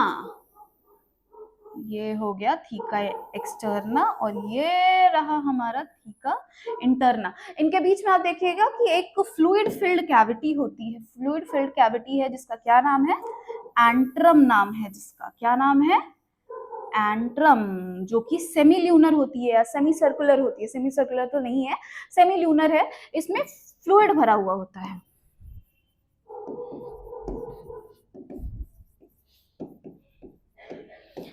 Fluid filled cavity होती है, और इस फ्लूइड फिल्ड कैविटी या इसका फ्लूइड का क्या नाम होता है, लिकॉर फॉलिकुलाई। क्या नाम है बेटा, लिकर फॉलिकुलाई। तो ये तो बात हो गई हमारी ग्राफिन फॉलिकल की। अब इसी ग्राफिन फॉलिकल से मैच्योर होके हमारा जो एग सेल है वो निकल के क्या बन जाता है, ओवम, और यही ओवम का रिलीज होता है। तो क्या बनता है मैं बच्चों, यही ओवम का रिलीज होता है। और अगर या तो फर्टिलाइजेशन होगा, या तो फिर क्या होगा, अगर फर्टिलाइजेशन नहीं हुआ तो हमारा नेक्स्ट टॉपिक होगा विच इज मेंस्ट्रुअल साइकिल। अभी पीछे चलते हैं जरा, एक बार आपकी एनसीईआरटी भी देख ले कि क्या कह रही है आपकी एनसीईआरटी। तो the process of formation of a mature female gamete is called oogenesis। ठीक, ये अभी हमने पढ़ा oogenesis एम्ब्रियोनिक डेवलपमेंट के स्टेज पे ही होता है, जहाँ पे कपल मिलियन ऑफ गैमेट्स या मदर सेल का फॉर्मेशन होता है। मम्मी सेल कौन है हमारी? ओगोनिया है। कब हो रहा है ये? फीटस की ओवरी में। अगर एक बार बर्थ हो गया उसके बाद से एक भी एक्स्ट्रा ओगोनिया ऐड नहीं होगा, no more oogonias are formed and added after birth. उसके बाद से फिर ये सेल डिवीजन स्टार्ट कर देते हैं और एक सर्टेन फेज पे आके अरेस्ट हो जाते हैं, जो है हमारा प्रोफेज 1 ऑफ मियोटिक डिवीजन। और ये बनाते हैं क्या? Primary oocyte। हर प्राइमरी oocyte जो है वो ग्रानुलोसा सेल से सराउंड होता है और उसको हम प्राइमरी फॉलिकल कहते हैं। यही चीज हमने यहाँ देखी कि ये प्राइमरी फॉलिकल ग्रानुलोसा सेल से सराउंडेड है। प्राइमरी oocyte उसको हम प्राइमरी फॉलिकल कह रहे हैं। ये ज्यादातर ये जो हैं ये प्यूबर्टी आते आते डीजनरेट हो जाते हैं, अराउंड 60 to 80,000 बच जाते हैं, जो कि प्राइमरी फॉलिकल्स हैं। प्राइमरी फॉलिकल्स फिर और ग्रैनुलोसा सेल के साथ सेल से सराउंड होते हैं, नया थीका बनाते हैं और इसको हम सेकेंडरी फॉलिकल कहते हैं। फिर सेकेंडरी फॉलिकल टर्शरी फॉलिकल में ट्रांसफॉर्म हो जाता है जब उसके अंदर एंट्रम बन जाता है। इसके बाद से फिर आता है थीका की लेयर, जिसको इनर थीका को थीका एक इंटरना कहते हैं और आउटर थीका की लेयर को क्या कहते हैं मेरे बच्चों? Theca externa. जैसा मैंने बताया, नाम से आधी से ज्यादा चीजें समझ आ जाती हैं। बताओ जरा। important that at this stage that the primary oocyte within the tertiary follicle grows in size and completes its first meiotic division। इसी टाइम पे टर्शरी फॉलिकल जो है वो टर्शरी फॉलिकल के टाइम पे ही प्राइमरी oocyte डेवलप होता है और वो सेकेंडरी oocyte में फर्स्ट मियोटिक डिवीजन करके और सेकेंडरी oocyte में कन्वर्ट हो जाता है। ये जैसा अभी मैंने बताया अनइक्वल डिवीजन है ये। स्पर्म्स में क्या हो रहा था? स्पर्म के फॉर्मेशन में सारे स्पर्म्स इक्वल हो रहे थे, राइट? 4 बन रहे थे, एक से एक मम्मी सेल से 4 सेल्स बन रहे थे और चारों कैसे हो रहे थे? चारों इक्वल इन साइज हो रहे थे। लेकिन ये कैसा है? एनसीईआरटी, ध्यान दो एनसीईआरटी पे। अक्सर आपके असर्शन रीजन में नीट में अक्सर यही पूछ लेता है, नाम बदल देगा कि spermatogenesis resulting in unequal haploid cells. तो फिर आपको, अगर आपने एनसीईआरटी पढ़ी नहीं, आपको ध्यान जाएगा नहीं। वो छोटी छोटी चीजों पे ध्यान लेके जाती है आपकी एनसीईआरटी। हैप्लॉइड सेकेंडरी oocyte है ना, टाइनी फर्स्ट पोलर बॉडी। इसके बाद से secondary oocyte retain bulk of the nutrient rich cytoplasm of the primary oocyte। अब what do you think, what would be the advantage of this? comment the answer in the comment box now. Does the first polar body born out of first meiotic division divide further or degenerate? क्या होता है? First polar body क्या करती है? Degenerate हो जाती है। After a point of time it does बेटा, it does after a point of time it does degenerate, ठीक है? At present we are not very certain about this. अभी तक इसका बहुत ज्यादा कुछ नहीं है। कुछ बुक्स में कहते हैं कि हाँ ठीक है, कुछ में डीजनरेट हो जाते हैं, लेकिन अब क्योंकि हम तो सारी बातें किसकी मानते हैं? हम एनसीईआरटी की सारी बातें मानते हैं, तो एनसीईआरटी की बात ही हम मानेंगे। The tertiary follicle further changes into the mature follicle और Graafian follicle. The secondary oocyte forms a new membrane called zona pellucida। ये बहुत ही इंपॉर्टेंट मेम्ब्रेन होती है। Surrounding forms a new membrane called zona pellucida surrounding it. The Graafian follicles now ruptures to release the secondary oocyte or ovum from the ovary। और इसी process को हम क्या कहते हैं? ओव्यूलेशन कहते हैं। ओवम का ग्राफियन फॉलिकल से निकलना, दैट इज ओव्यूलेशन। यहां देखिए आपका, ये आपका ओव्यूलेशन हो गया है। यहाँ पे अब क्या होता है कि ओव्यूलेशन के बाद जितने सेल हैं वो कॉर्पस ल्यूटियम बनाते हैं। कॉर्पस ल्यूटियम बाद में जाके डीजनरेट हो जाता है। अभी मैंने बताया ग्राफियन फॉलिकल, ये है आपका पूरा डिवीजन जो कि मैं आपको समझा रही थी। स्पर्मेटोजेनेसिस कब स्टार्ट होता है? At puberty. माइटोसिस, सबसे पहले स्पर्मेटोगोनिया, मम्मी सेल जो है वो माइटोसिस डिफरेंशिएशन कर रही है। माइटोसिस है तो नंबर बढ़ जाएंगे सेल के, लेकिन सब कुछ क्या है? 2n। 46 यहाँ बता भी रहे हैं, ये भी 2n है। इसके बाद से फिर प्राइमरी स्पर्मेटोसाइट जो होंगे, जब भी प्राइमरी स्पर्मेटोसाइट्स बनेंगे तो वो फर्स्ट मियोटिक डिवीजन करते हैं और सेकेंडरी स्पर्मेटोसाइट। अब मियोसिस हुआ तो अपने आप क्या हो जाएगा मेरे बच्चों कि क्रोमोसोम का नंबर हाफ हो जाएगा। अब इसमें क्या हुआ? सेकेंडरी स्पर्मेटोसाइट्स बने। सेकेंडरी स्पर्मेटोसाइट्स फिर क्या बनाते हैं, सेकेंड मियोटिक डिवीजन करते हैं और स्पर्मेटिड्स बनाते हैं, और इन्हीं स्पर्मेटिड्स का डिफरेंशिएशन जब हो जाता है तो ये स्पर्मेटोजोआ बन जाते हैं। डिफरेंशिएशन का क्या मतलब है कि these spermatids has their head immersed into, किस सेल में इम्बर्स्ड थे, जल्दी बताइए किस सेल में इम्बर्स्ड थे, नर्व सेल, सर्टोली सेल में इम्बर्स्ड थे। तो सर्टोली सेल में इम्बर्स होता है और वही जब सर्टोली सेल से निकल जाता है तो that is called spermatozoa. While on the other hand अगर हम देखें ओगोनिया, फीटल लाइफ में ही, पैदा होने से पहले इन्होंने सारी लाइफ की प्रिपरेशन कर ली है। इन्होंने कहा है कि भाई अब तो मैं सब प्रिपेयर करके जाऊंगी, मैं इनकी तरह स्पॉन्टेनियस नहीं हूँ, मुझे आइटिनरी चाहिए कि मुझे कितना बनना है, क्या नहीं बनना है, मुझे क्या क्या प्रोसेस करने हैं, अगर ये सिचुएशन हुई तो ऐसे डील करूंगी, अगर वो सिचुएशन हुई तो वैसे डील करूंगी। They are very well planned, लड़कियां होती भी है वेल प्लान। तो उगोनिया बिफोर बर्थ ही फीटल लाइफ में ही डेवलप होने लग जाता है। इनका माइटोसिस डिफरेंशिएशन होता है। डिफरेंशिएशन में क्या देखेंगे ये कि नंबर ऑफ सेल्स बढ़ते जा रहे हैं। फिर इनका ये बनाएंगे प्राइमरी oocyte। प्राइमरी oocyte का फर्स्ट मियोटिक डिवीजन जो है वो पार्शियल होगा, जैसा कि मैंने बताया, प्रोफेज 1 के डिप्लोटीन फेज पे जाके अटक जाएंगे, अरेस्ट हो जाएंगे। फिर बर्थ होता है, चाइल्डहुड होता है। चाइल्डहुड में कुछ नहीं होता बिकॉज हॉर्मोन्स नहीं प्रेजेंट थे। फिर आती है प्यूबर्टी, जहां पे सब कुछ गड़बड़ होता है। दुनिया कहेगी कि भाई तुमने बहुत प्लानिंग करी थी, कोई प्लानिंग काम नहीं आने दूंगी मैं। तो प्यूबर्टी पे इनका पूरा मियोटिक डिवीजन कंप्लीट होता है, बनता है क्या, secondary oocyte plus second polar body. अब ये सेकेंड पोलर बॉडी के साथ भी इन्होंने लेकिन प्लान कर रखा है कि अच्छा ठीक है सेकेंडरी oocyte बन गया, अब क्या कर सकते हैं, अगर स्पर्म आए कि जा सिमरन जा, अगर राहुल आया तब तो ठीक है, तब तो ये क्या बना लेंगे मेरे बच्चों, ऊटेड, और ऊटेड से फिर क्या बनाएंगे, इनका फ्यूजन हो जाएगा, सिंगेमी हो जाएगी। भाई अगर स्पर्म नहीं आया तो क्या करेंगे, फिर ये ओवम बाहर आउटसाइड ऑफ द बॉडी हो जाएगा। तो आई होप आपको ये वाला पूरा पोर्शन समझ आ गया होगा, बहुत इजी सा पोर्शन है, पता नहीं। तो बेटा ये डायग्राम अगर आप समझ गए ना तो आपको पूरी मेंस्ट्रुअल साइकिल समझ आ जाएगी। बहुत सिंपल सा डायग्राम है, चलो देखते हैं, समझते हैं। सबसे पहले आता है हमारा क्या, यहाँ देखो, यहाँ फेजेस लिखे हुए हैं। सबसे पहले आता है हमारा मेंस्ट्रुएशन, या फिर इसी को हम क्या कहेंगे, ब्लीडिंग फेज कहेंगे। अब ब्लीडिंग फेज में हो क्या रहा है, ब्लीडिंग फेज में क्या हो रहा है बेटा कि देखो मेंसेस आ रहे हैं, मतलब कि एंडोमेट्रियम की वॉल क्या हो रही है, शेड हो रही है। वॉल ऑफ एंडोमेट्रियम में shading,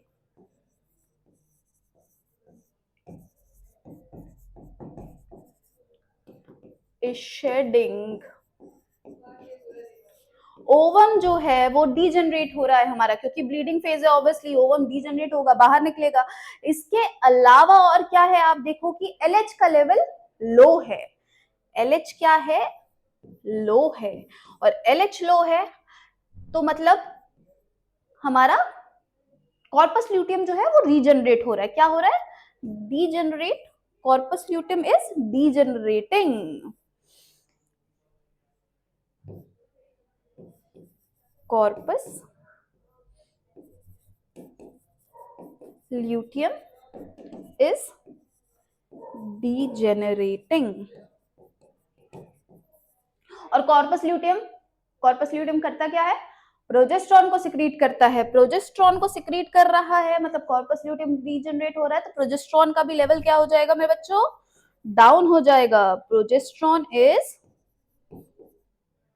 decreasing in the body. ये तो बात हो गई हमारे ब्लीडिंग फेज की। अब धीरे धीरे क्या हो रहा है, ब्लीडिंग फेज खत्म हो चुका है, सब लोग बड़े दुख में थे, अब दुख के बाद से नई उम्मीद की किरण जाग रही है।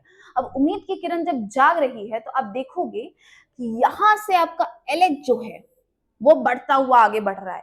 LH क्या है बेटा हमारा, वो है हमारा ल्यूटेनाइजिंग हार्मोन। आपको पता ही होगा, नहीं पता होगा तो मैंने बता दिया, क्योंकि मेरे बच्चों को सब पता होना चाहिए। तो फॉलिकुलर फेज आता है हमारा दूसरा फेज। चलिए भाई यहां शुरू करते हैं। अब फॉलिकुलर फेज में क्या हो रहा है, फॉलिकुलर फेज में LH का जो कंसंट्रेशन है वो क्या हो गया है, हाई हो गया है। LH क्या है, ल्यूटेनाइजिंग हार्मोन, कहां से निकल रहा है, एंटीरियर पिट्यूटरी से निकल रहा है हमारे। तो LH का जब कंसंट्रेशन हाई हो रहा है, इसका मतलब क्या होगा कि फॉलिकल्स जो हैं वो डेवलप होंगे। इसके साथ साथ आप देखिए कि इसके साथ अगर आप देखेंगे कि FSH का भी सिक्रीशन, FSH इज सिक्रीटिंग। अब FSH क्या है? Follicular stimulating hormone. Follicular stimulating hormone क्या करेगा मेरे बच्चों कि अच्छा ये चल कितने दिन रहा है ये तो मैं बताना ही भूल गई। Bleeding phase 1 to 5 day. इसके बाद से आता है हमारा फॉलिकुलर फेज या प्रोलिफरेटिव फेज। ये कब से कब तक चल रहा है? 6 to 14 डे, अराउंड 14 डे चलेगा, 13 डे चलेगा। उसके बाद से 14 डे क्या होगा? ओव्यूलेशन होगा, जो कि अभी हमने पढ़ा। तो ये कितना चल रहा है? FSH हाई है, मतलब कि हमारा जो उगोनिया है वो क्या बन रहा है? प्राइमरी oocyte, सॉरी क्या बन रहा है हमारा? कुछ नहीं मिलता मुझे कभी कभी, कभी कभी इट इज वेरी फ्रस्ट्रेटिंग जब आपको कुछ नहीं मिलता है। तो FSH हाई होने की वजह से अब क्या दिख रहा है आपको कि धीरे धीरे आपका जो एग सेल है वो क्या बनेगा? Primary follicle, secondary follicle, tertiary follicle बना रहा है एंड देन ग्राफियन फॉलिकल बना रहा है। अब इसके अलावा और क्या है?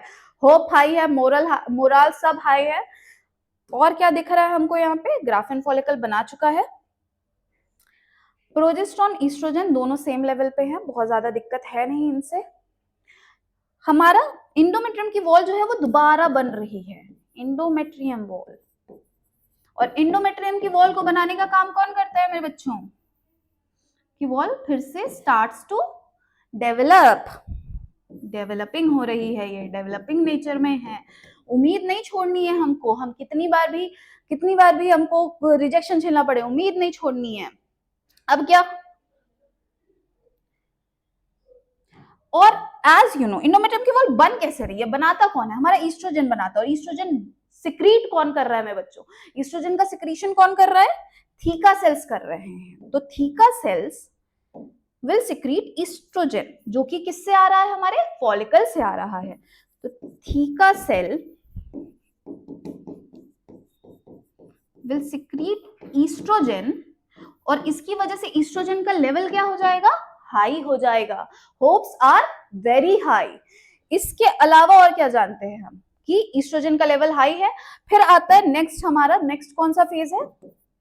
ओव्यूलेशन फेज, जो कि किस दिन है? मैंने क्या बताया था? On the 14th day. अब 14 डे देखो, सब कुछ, सबकी होप हाई है, सबको लग रहा है कि अच्छा ठीक है, हमने अपनी लड़की प्रॉपर तैयार करके भेजी है, अब क्या होगा? लड़के वाले आएंगे, शादी करेंगे, एकदम रिश्ता पक्का है। तो आप यहां देख सकते हो ओव्यूलेशन होगा, ओवम जो है वो ग्राफियन फॉलिकल से रिलीज हो जाएगा। अगेन ईस्ट्रोजन सर्ज है, FSH एंड LH दोनों सर्ज है। LH क्या कर रहा है? ल्यूटेनाइजिंग हार्मोन है, कॉर्पस ल्यूटियम के फॉर्मेशन में हेल्प कर रहा है। तो आप देखिए कि नेक्स्ट पेज चलें। चलो यहां पे खाली जगह मिल गई अपने को। तो नेक्स्ट क्या है हमारा? ओव्यूलेशन फेज है। किस दिन होता है ये? On the 14th day. सब लोग उम्मीद में हाई हैं, ठीक। ईस्ट्रोजन सर्ज है, ईस्ट्रोजन सर्ज है। ईस्ट्रोजन का मतलब क्या है? कि इंडोमेट्रियम की वॉल क्या कर रही है? बढ़ रही है, आगे की तरफ बढ़ रही है। इंडोमेट्रियम की वॉल एकदम तैयार है। इसके अलावा हमारा क्या है मेरे बच्चों? LH सर्ज है, LH भी बढ़ रहा है। LH क्या करता है? कॉर्पस ल्यूटियम का फॉर्मेशन में हेल्प करेगा, ल्यूटेनाइज करेगा, ल्यूटियम को प्रमोट कर रहा है। ओवम क्या हो जाएगा? इसकी वजह से रिलीज हो जाएगा, ओवम विल बी रिलीज्ड। अब ओवम रिलीज हो जाएगा। FSH again follicular stimulating hormone भी हमारा क्या है? हाई है, hopes are very high. Ovulation हो चुका है, ओव्यूलेशन हो चुका है, हम तैयार है। अब नेक्स्ट आता है हमारा क्या? Luteal phase. अब ल्यूटियल फेज में क्या हो रहा है मेरे बच्चों? कि ल्यूटेनाइजिंग हार्मोन का सिक्रीशन, ल्यूटेनाइजिंग या फिर कॉर्पस ल्यूटियम का सिक्रीशन शुरू हो जाएगा। अब कॉर्पस ल्यूटियम के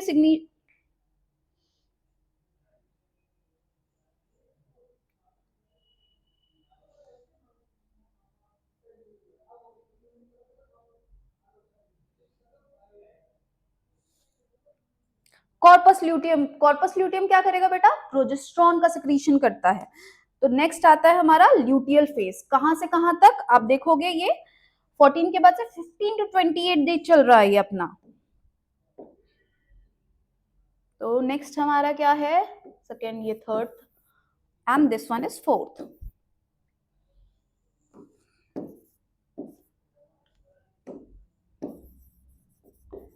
ल्यूटियल फेज है। बस ल्यूटियल फेज में क्या हो रहा है अब कि कॉर्पस ल्यूटियम का फॉर्मेशन हो रहा है।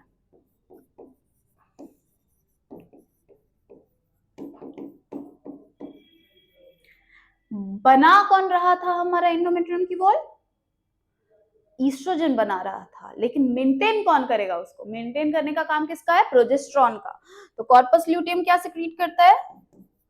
Secretes progesterone. ठीक है, मेंटेन। और प्रोजेस्टेरॉन का क्या काम है? Progesterone maintains wall of endometrium.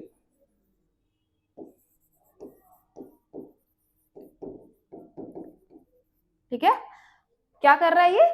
Wall of endometrium को मेंटेन करके रख रहा है।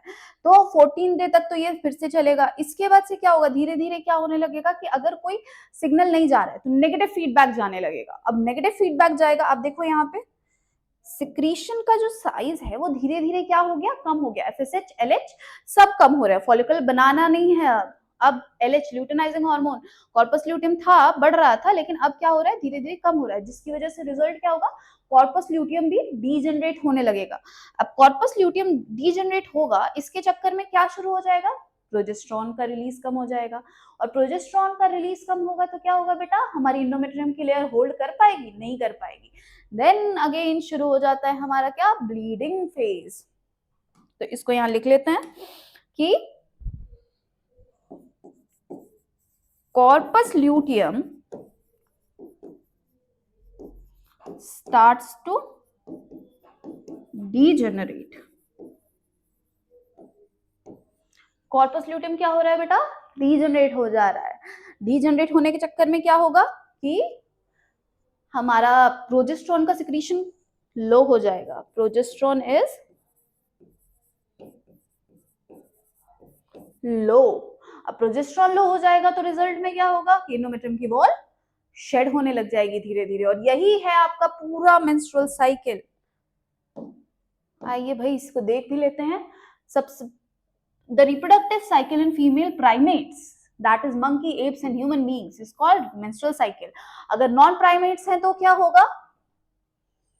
नॉन प्राइमेट्स में कौन सी साइकिल होती है मेरे बच्चों? ईस्ट्रस साइकिल होती है।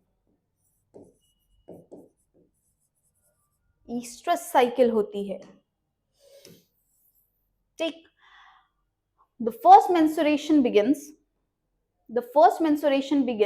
at puberty is called menarche। सबसे पहला मेंस्ट्रुएशन होता है, क्योंकि हमारे पास लिमिटेड नंबर ऑफ ओवम्स ही है, जैसे कि अभी हमने पढ़ा कि लिमिटेड नंबर ऑफ ओवम्स ही है, तो इसीलिए लिमिटेड टाइम तक ही मेंस्ट्रुएशन होगा। तो कहीं ना कहीं से शुरू होगा और कहीं ना कहीं खत्म होगा। तो जो शुरू होता है इसको हम मेनार्च कहते हैं। ह्यूमन में मेंस्ट्रुएशन जो है वो एवरेज 28 to 29 डेज के इंटरवल पे चलता है, और ये इंटरवल पे बार बार शुरू हो रहा है, इसीलिए इसको हम क्या कह रहे हैं? मेंस्ट्रुअल साइकिल कह रहे हैं।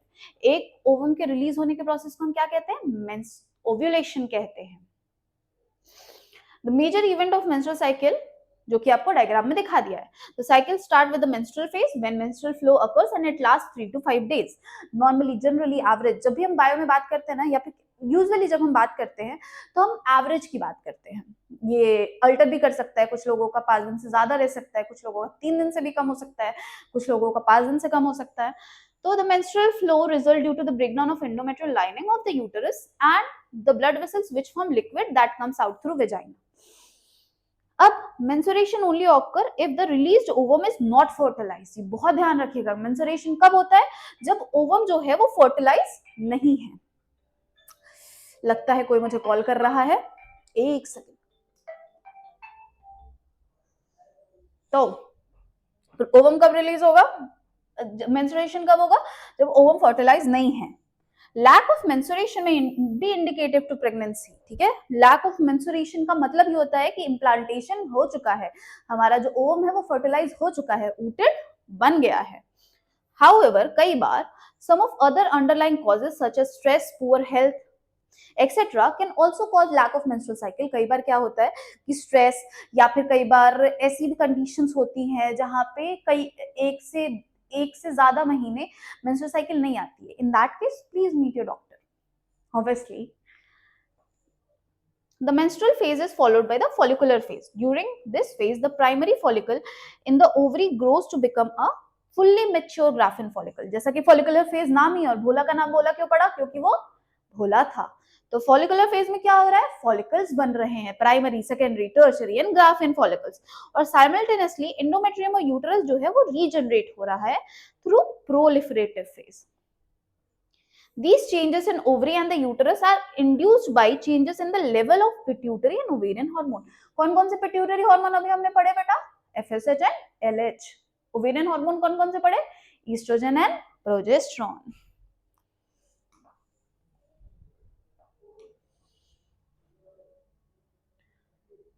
अच्छा, ये होगा शुरू कहां से होगा? ये तो हमने बात ही नहीं करी। तो ये शुरू होगा हमारे हाइपोथैलेमस से। हाइपोथैलेमस क्या रिलीज करेगा? GnRH, gonadotropin releasing hormone. अब ये GnRH जाएगा, एक साइड तो FSH LH रिलीज कर रहा है, दूसरे साइड ये ओवेरियन हार्मोन्स का भी रिलीज में कहीं ना कहीं इनका फैक्टर होता है। follicular phase and stimulate follicular development as well as the secretion of estrogen by the growing follicles. follicles जैसा मैंने बताया कि इसको ना कौन रिलीज कर रहा है? थीका, जो सेल्स हैं, जो लेयर है हमारी थीका लेयर, वो क्या रिलीज कर रही है हमारी? जैसा कि आपकी एनसीईआरटी भी कह रही है, oestrogen.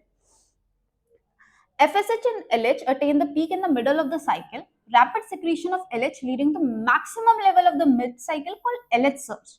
Induce rupture of Graafian follicle and thereby release of ovum. LH जैसे ही रैपिडली LH बढ़ेगा वैसे ही ग्राफिन फॉलिकल रप्चर हो जाएगा, बिकॉज LH का बढ़ना मतलब we are moving toward luteum, corpus luteum. Corpus luteum को बनना होगा, followed by the luteal phase during which the remaining part of the Graafian follicle transform into corpus luteum. The corpus luteum secretes large amount of progesterone, which is essential for the maintenance of endometrium. As such, endometrium is necessary for implantation of the fertilized ovum. During pregnancy, all events of the menstrual cycle stops and there is no menstruation. In the absence of fertilization, the corpus luteum degenerate. This causes deintegration of endometrium leading to menstruation, marking a new cycle.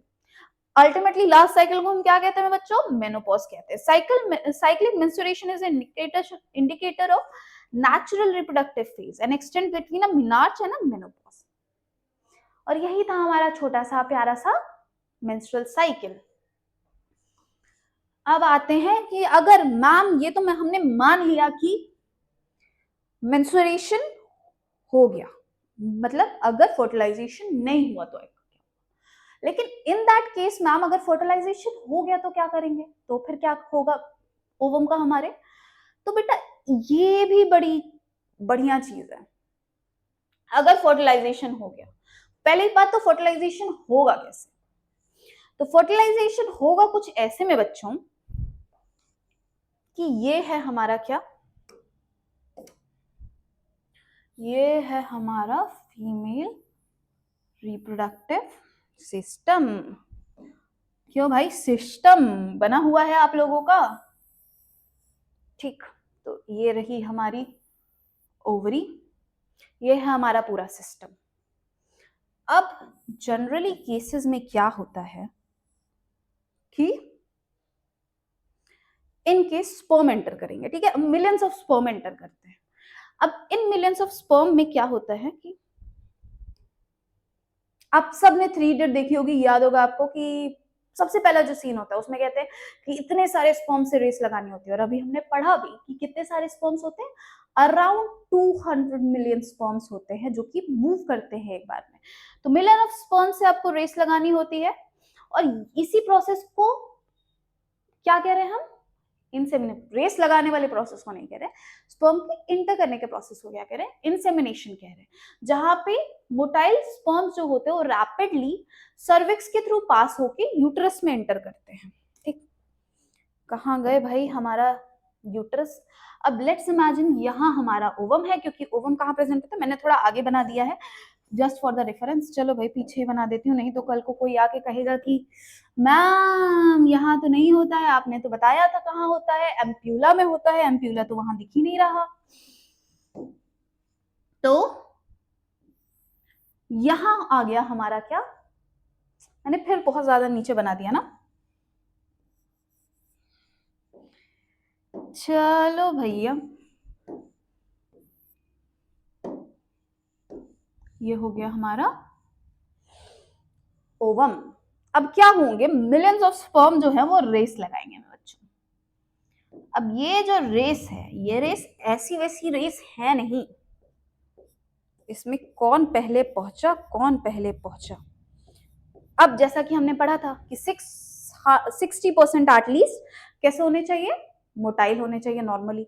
अब 60% में भी 40%, 60% healthy होनी चाहिए, उसमें 40% at least motile होनी चाहिए। तो 60% का 40% कितना हो गया, जल्दी बताइए। तो बेसिकली यहाँ क्या हो रहा है सिंपली कि हमारे जो स्पर्म्स है वो इंटर कर रहे हैं, इसमें से कुछ तो खराब निकल जाते हैं, कुछ का तो कोई अता पता ही नहीं होता, कुछ हमारे सेल्स में फंस जाते हैं। ठीक, फिर भी सब रेस लगा रहे हैं, कुछ पीछे छूट जाते हैं। अब यहाँ इनके पास आती है फैसले की घड़ी कि कहाँ जाना है, किस दिशा में जाऊं मैं जहां पे मुझे एग सेल मिलेगा। तो the ovum release by ovary is transported to the ampullary region, जो कि मैंने अभी आपको दिखाया ही, where fertilization take place. Fertilization can only occur if the ovum and sperm be transported simultaneously to the ampullary region. अगर ovum और sperm simultaneously नहीं पहुंच रहे हैं तो फर्टिलाइजेशन के चांसेस बहुत मुश्किल है। या तो ओवम डीजनरेट हो रहा होगा, या फिर स्पर्म ओवम आया ही नहीं होगा। दोनों ही केसेस में मुलाकात हो नहीं पाएगी, और मुलाकात हो नहीं पाएगी तो बेटा फर्टिलाइजेशन नहीं हो पाएगा। इसी वजह से copulation, not all copulation leads to fertilisation and pregnancy. अब देखो क्या, जैसा कि मैं बता रही थी कि यहाँ आधे से ज्यादा स्पर्म्स जो हैं वो तो इधर उधर चले जाएंगे, बाकी डिवाइड हो जाएंगे यहाँ पे। कुछ को अब इनको ना अब अपना लक आजमाना पड़ेगा कि कौन से साइड जाऊं। किसी भी साइड पे ओव्यूलेशन हुआ हो सकता है, तो या तो मैं लेफ्ट साइड जाऊं या तो मैं राइट साइड जाऊं, अब मुझे कैसे पता। तो सब बस किस्मत के भरोसे पहुंच जाते हैं, सब मूव करते हैं। अब यहाँ मल्टीपल स्पर्म्स आते हैं मूव करते हुए, I also want to fertilise, I also want to fertilise, मुझे भी आगे निकलना है, मुझे भी, मैं तो डॉक्टर वाला स्पर्म हूँ, मैं तो इंजीनियर वाला स्पर्म हूँ, मुझे भी आगे निकलना है। अब यहाँ क्या होता है कि हमारा जो ओवम है ये कुछ ऐसा है। अच्छा, यहाँ पे ना इम्यूनोलॉजिकल बैरियर्स भी होते हैं, कुछ डब्ल्यूबीसी के सेल होते हैं जो कि स्पर्म्स को किल कर देते हैं, कुछ पीछे रह जाते हैं हमारे स्पर्म, कुछ जो है वो गलत डायरेक्शन में चले जाते हैं।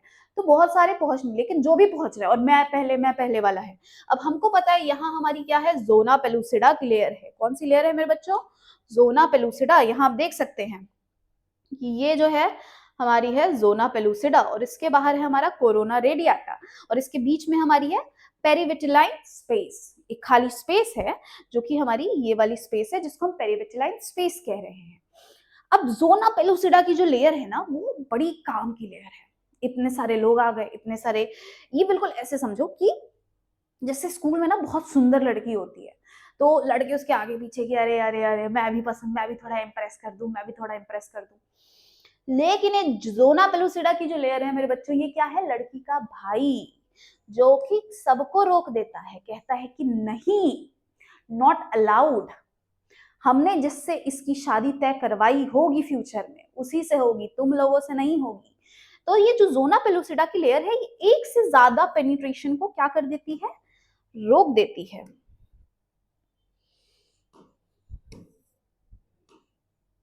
पहले जोना पेलिसिडा पूरा तो बना दूं, एक तो मैं ड्राइंग बना के उसके बाद से उसको इरेज करके फिर बना के अलग ही परेशान हूं आज।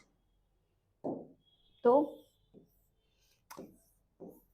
अब यहाँ जब हम पढ़ रहे थे, जब हम स्पर्म का स्ट्रक्चर पढ़ रहे थे, तो आपको याद होगा कि ऊपर गोल्गी अपैरेटस मॉडिफाई हो जाता है हमारे स्पर्म के हेड पे, और वहां पे प्रेजेंट होते हैं ओवम पेनिट्रेटिंग कुछ एंजाइम्स। ये एंजाइम्स यहाँ अब काम आने वाले हैं। तो यही में एंजाइम्स जो हैं ये क्या करते हैं, जोना पेलुसिडा की लेयर को डीजेनरेट करने का काम करते हैं। जो पहले डीजेनरेट कर गया बेटा, जो पहले दरवाजे तक पहुंच गया, यहाँ पे भी वही है, फर्स्ट कम फर्स्ट सर्व। तो जो पहले दरवाजे तक पहुंच गया उसको मिल जाएगी हमारी लड़की। यहाँ पे एन, यहाँ पे एन। ठीक। अब जैसे ही एक ओवम, एक स्पर्म जो है वो फर्टिलाइज कर देता है, उसके बाद से जोना पेलुसिडा अगेन एक बहुत ही स्ट्रॉन्ग लेयर बनाती है ताकि दूसरा कोई और स्पर्म एक के बाद से फर्टिलाइज ना कर पाए, फ्यूजन ना हो पाए। इसके बाद से फिर ये स्किन जो है वो शेड हो जाती है, जेनेटिक मटेरियल जाता है, और जेनेटिक मटेरियल जो है वो फर्टिलाइज हो जाता है। और यही आपका, यही वो भी कह रही है आपकी NCERT of the ovum and induces changes of the membrane. अच्छा ठीक है, यहाँ पे याद करो मैंने बताया था कि यहाँ पे सीलिया भी प्रेजेंट होता है हमारे इस वाले रीजन में, सीलिया प्रेजेंट होता है। कई हमारे स्पर्म तो यहाँ सीलिया में भी फंस के नहीं आगे आ पाते हैं। अब embryo an additional sperm thus ensures that only one sperm can fertilize on the ovum. This secretion of acrosome, जैसा कि मैंने बताया कि हेड पे acrosome जो है वो क्या है, कुछ नहीं बेटा, ये हमारी गोल्गी ही मॉडिफाई हो गई है। तो acrosome जो है वो स्पर्म को इंटर करने में हेल्प करता है through zona pellucida and the plasma membrane. ठीक है। This induce the completion of meiotic division of secondary oocyte। याद करो मैंने बताया था जैसे ही वो इंटर करेंगे जोना पेलुसिडा क्लियर वो हो गई, वैसे ही सेकेंडरी मियोसिस, सेकेंड मियोसिस हमारा कंप्लीट हो जाएगा और हमारा क्या बन जाएगा, ऊटेड बनेगा। क्योंकि यहाँ पे आईएस नहीं लिखा, अच्छा लिखा है, second polar body and haploid ovum, ऊटेड।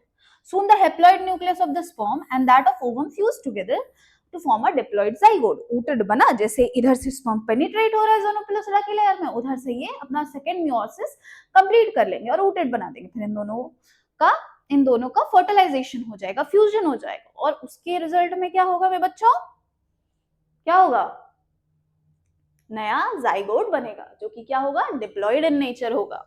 अब आप जरा ये वाला स्ट्रक्चर देखो, ये आ गया था हमारे एम्प्यूला में, यहाँ फर्टिलाइजेशन हो गया, ये देखो ये ओव्यूलेशन हुआ, ओवम आया, फर्टिलाइजेशन हुआ, यहाँ फर्टिलाइजेशन हो रहा है।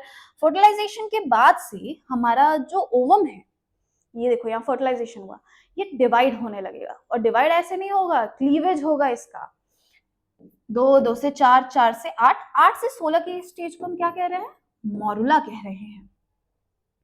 ठीक। अब the meiotic division starts as the zygote moves through stemmas of the oviduct called cleavage। अच्छा, इस क्लीवेज के अराउंड ना हमारी जो लेयर है वो पूरी कॉम्पैक्ट रहेगी। अभी भी देखो यहाँ लेयर जो है ये टूटी नहीं है, क्योंकि अगर हमारी जोना पेलुसिडा की लेयर टूट गई तब एक्टोपिक प्रेगनेंसी के चांसेस हो जाते हैं मेरे बच्चों। तो क्या होगा यहाँ पे कि क्लीवेज होगा जिसमें 16 डॉटर सेल्स बनेंगी जिसको प्लास्टोमियर कहेंगे। एम्ब्रियो जो है with 8 to 16 cells is known as blastomere, is called a morula. The morula continues to divide and transform into blastocyst. Blastocyst बन जाएगा, मतलब हमारे मोरुला जो है उसमें सेल्स जो हैं वो पूरे ऐसे हो जाएंगे, मेकिंग अ सिस्ट और खाली स्पेस। सिस्ट किसको कहते हैं, खाली स्पेस को कहते हैं। तो further into uterus, blastomere in the blastocyst are arranged into an outer layer called trophoblast. ये हमारा क्या हो गया, ट्रोपोब्लास्ट हो गया। और अंदर वाला जो पार्ट होगा उसको हम क्या कहेंगे, इनर सेल मास कहेंगे। ये जो अंदर वाला पार्ट होगा उसको हम क्या कहेंगे बच्चों, इनर सेल मास कहेंगे। अब यही जो ट्रोपोब्लास्ट है ये फर्दर एक्स्ट्रा जर्माइनल, या फिर व्हाट वाज द वर्ड, हमको वर्ड याद नहीं आ रहा,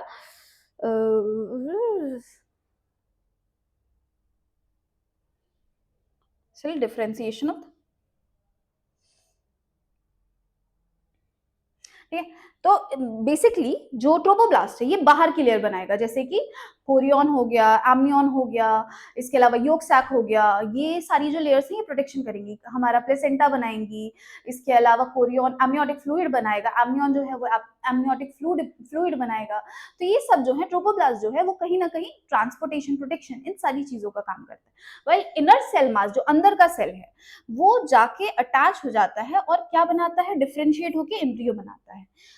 अब आफ्टर द इम्प्लांटेशन जब अटैच हो जा रहा है तो यूटेराइन सेल डिवाइड होगा और ब्लास्टोसिस्ट को पूरी तरीके से कवर कर लेगा। इसको ऐसे समझो कि ये हमारा क्या है, ये हमारा एक्स सेल है, ठीक है। अब हमारा एक्स सेल जो हुआ, यहाँ 2 सेल स्टेज, 2 से 4 सेल स्टेज, 4 से फिर 8 to 16 सेल स्टेज, ठीक। और उसके बाद से फिर ये जाएगा हमारे एंडोमेट्रियम के लेयर में, यहाँ पे आके इम्प्लांट हो जाएगा। फिर ये जो सेल है यूटेराइन वॉल, ये इसको पूरी तरीके से क्या कर लेगी मेरे बच्चों, कवर कर लेगी। दिस इज कॉल्ड इम्प्लांटेशन, और इसी से होगी हमारी क्या, प्रेगनेंसी। अब प्रेगनेंसी में क्या होगा, जैसा कि मैंने बताया कि इम्प्लांटेशन के बाद से फिंगर लाइक प्रोजेक्शन निकलने लगते हैं, जिनको हम क्या कह रहे हैं, ये देखो ये फिंगर लाइक प्रोजेक्शन निकल रहे हैं, इनको हम क्या कह रहे हैं, कोरियोनिक विलाई कह रहे हैं, जो कि कहां से बन रहा था, कोरियन से बन रहा था। योक सैक बनेगा जो कि बाहर की लेयर होगी, which are surrounded by uterine tissue and maternal blood.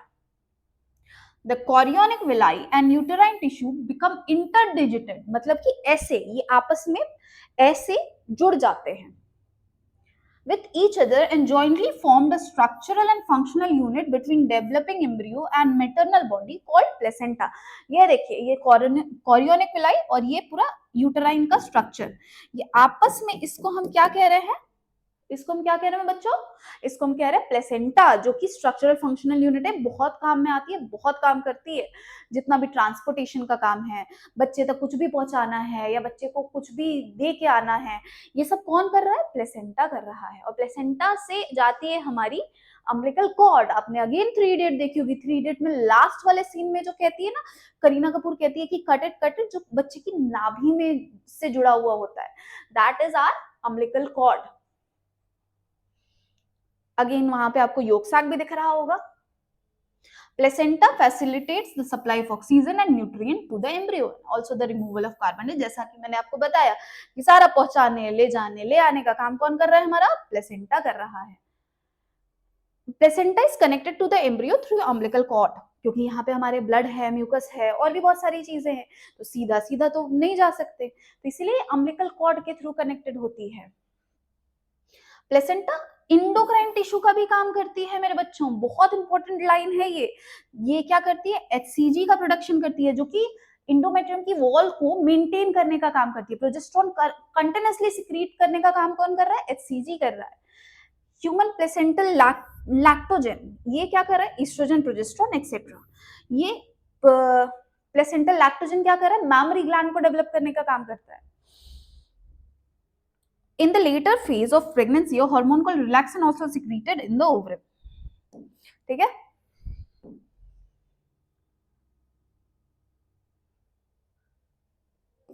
ये और जैसा कि मैंने बताया एचसीजी, एचपीएल और रिलैक्सिन तीनों ही सिर्फ प्रेगनेंसी के दौरान ही सिक्रीट होते हैं, और इन हार्मोन का लेवल जो होता है वो भी काफी ज्यादा हाई होता है। Hormone such as oestrogen, progesterone, cortisol, prolactin, thyroxine, जिसकी वजह से मैटरनल ब्लड जो है वो फुल ऑफ हॉर्मोन्स होता है। आप देखोगे, आप सोचोगे कि अक्सर टीवी में भी देखा होगा और अपने अगल बगल भी देखा होगा कि कैसे फीमेल्स को मूड स्विंग्स बहुत होते हैं, क्रेविंग्स बहुत होती हैं, वो यही हॉर्मोन्स का इम्बैलेंस हो रहा है, इसी वजह से इतने सारे मूड स्विंग्स होते हैं, इतने सारी बॉडी में चेंजेस होते हैं। Increase the production of these hormones is essential for supporting the fetal growth and metabolic changes in mother and maintenance of pregnancy. बहुत जरूरी है ये बेटा, लेकिन बहुत ज्यादा ही हेक्टिक होते हैं फॉर अ फीमेल। आप सोचो कि अ फीमेल फॉर 9 मंथ उसकी बॉडी में क्या हो रहा है उसको बिल्कुल नहीं पता होता है कि what is going on with her, क्यों तुरंत बात पे रोना आ जा रहा है, क्यों तुरंत बात पे गुस्सा आ जा रहा है, रात को 2 बजे नींद नहीं आ रही है, परेशान हो रहे हैं, सांस नहीं ली जा रही है, सांस अटक रही है। तो ये सारी चीजें ना बहुत मुश्किल होती हैं। सो ऑलवेज ऑलवेज ध्यान रखो, आपके अगल बगल की जो फीमेल्स है ना, they are always going through something.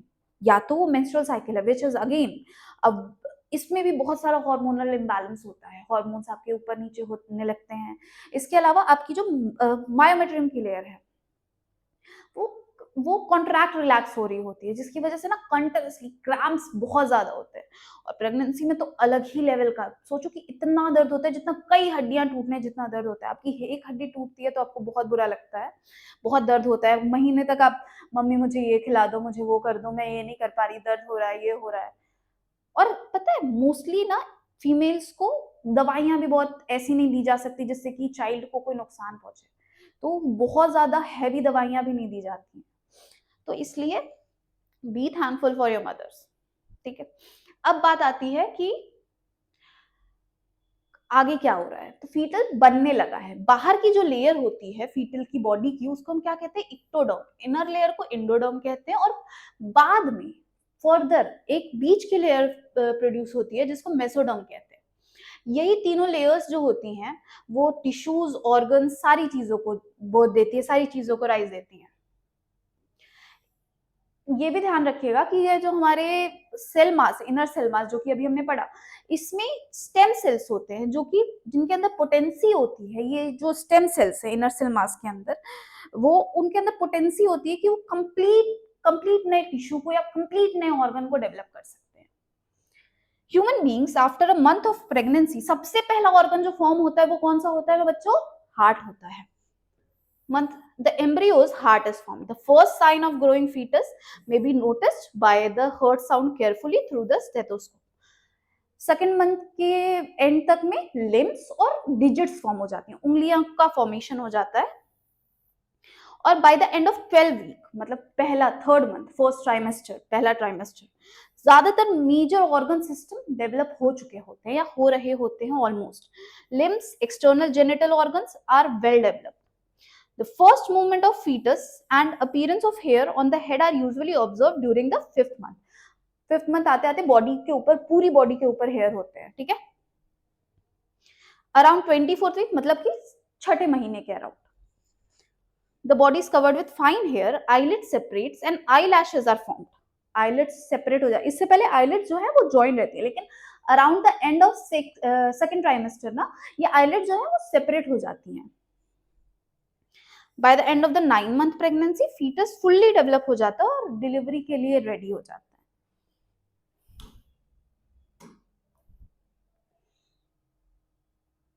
है। नॉर्मली अलग अलग ऑर्गेनिजम्स का अलग अलग जेस्टेशन पीरियड, मतलब प्रेगनेंसी का जो पीरियड होता है उसको हम जेस्टेशन पीरियड कहते हैं। तो अलग अलग जेस्टेशन पीरियड होता है। ह्यूमंस में 9 मंथ का जेस्टेशन पीरियड होता है। इसके बाद से फिर आफ्टर 9 मंथ जब चाइल्ड फुल्ली डेवलप हो जाता है तो हमारे अगेन मायोमेट्रियम की जो लेयर है उसमें विगरस, बहुत तेजी से कंट्रैक्शन, रिलैक्सेशन होते हैं। कई बार ये चाइल्ड को तैयार करने के लिए, मतलब जब चाइल्ड बर्थ के लिए तैयार करने के लिए फीमेल बॉडी में एडवांस ऐसे कंट्रैक्शन, रिलैक्सेशन होते रहते हैं ताकि हमारी बॉडी प्रिपेयर है। इसको हम ब्रैक्सटन हिक्स कंट्रैक्शन कहते हैं।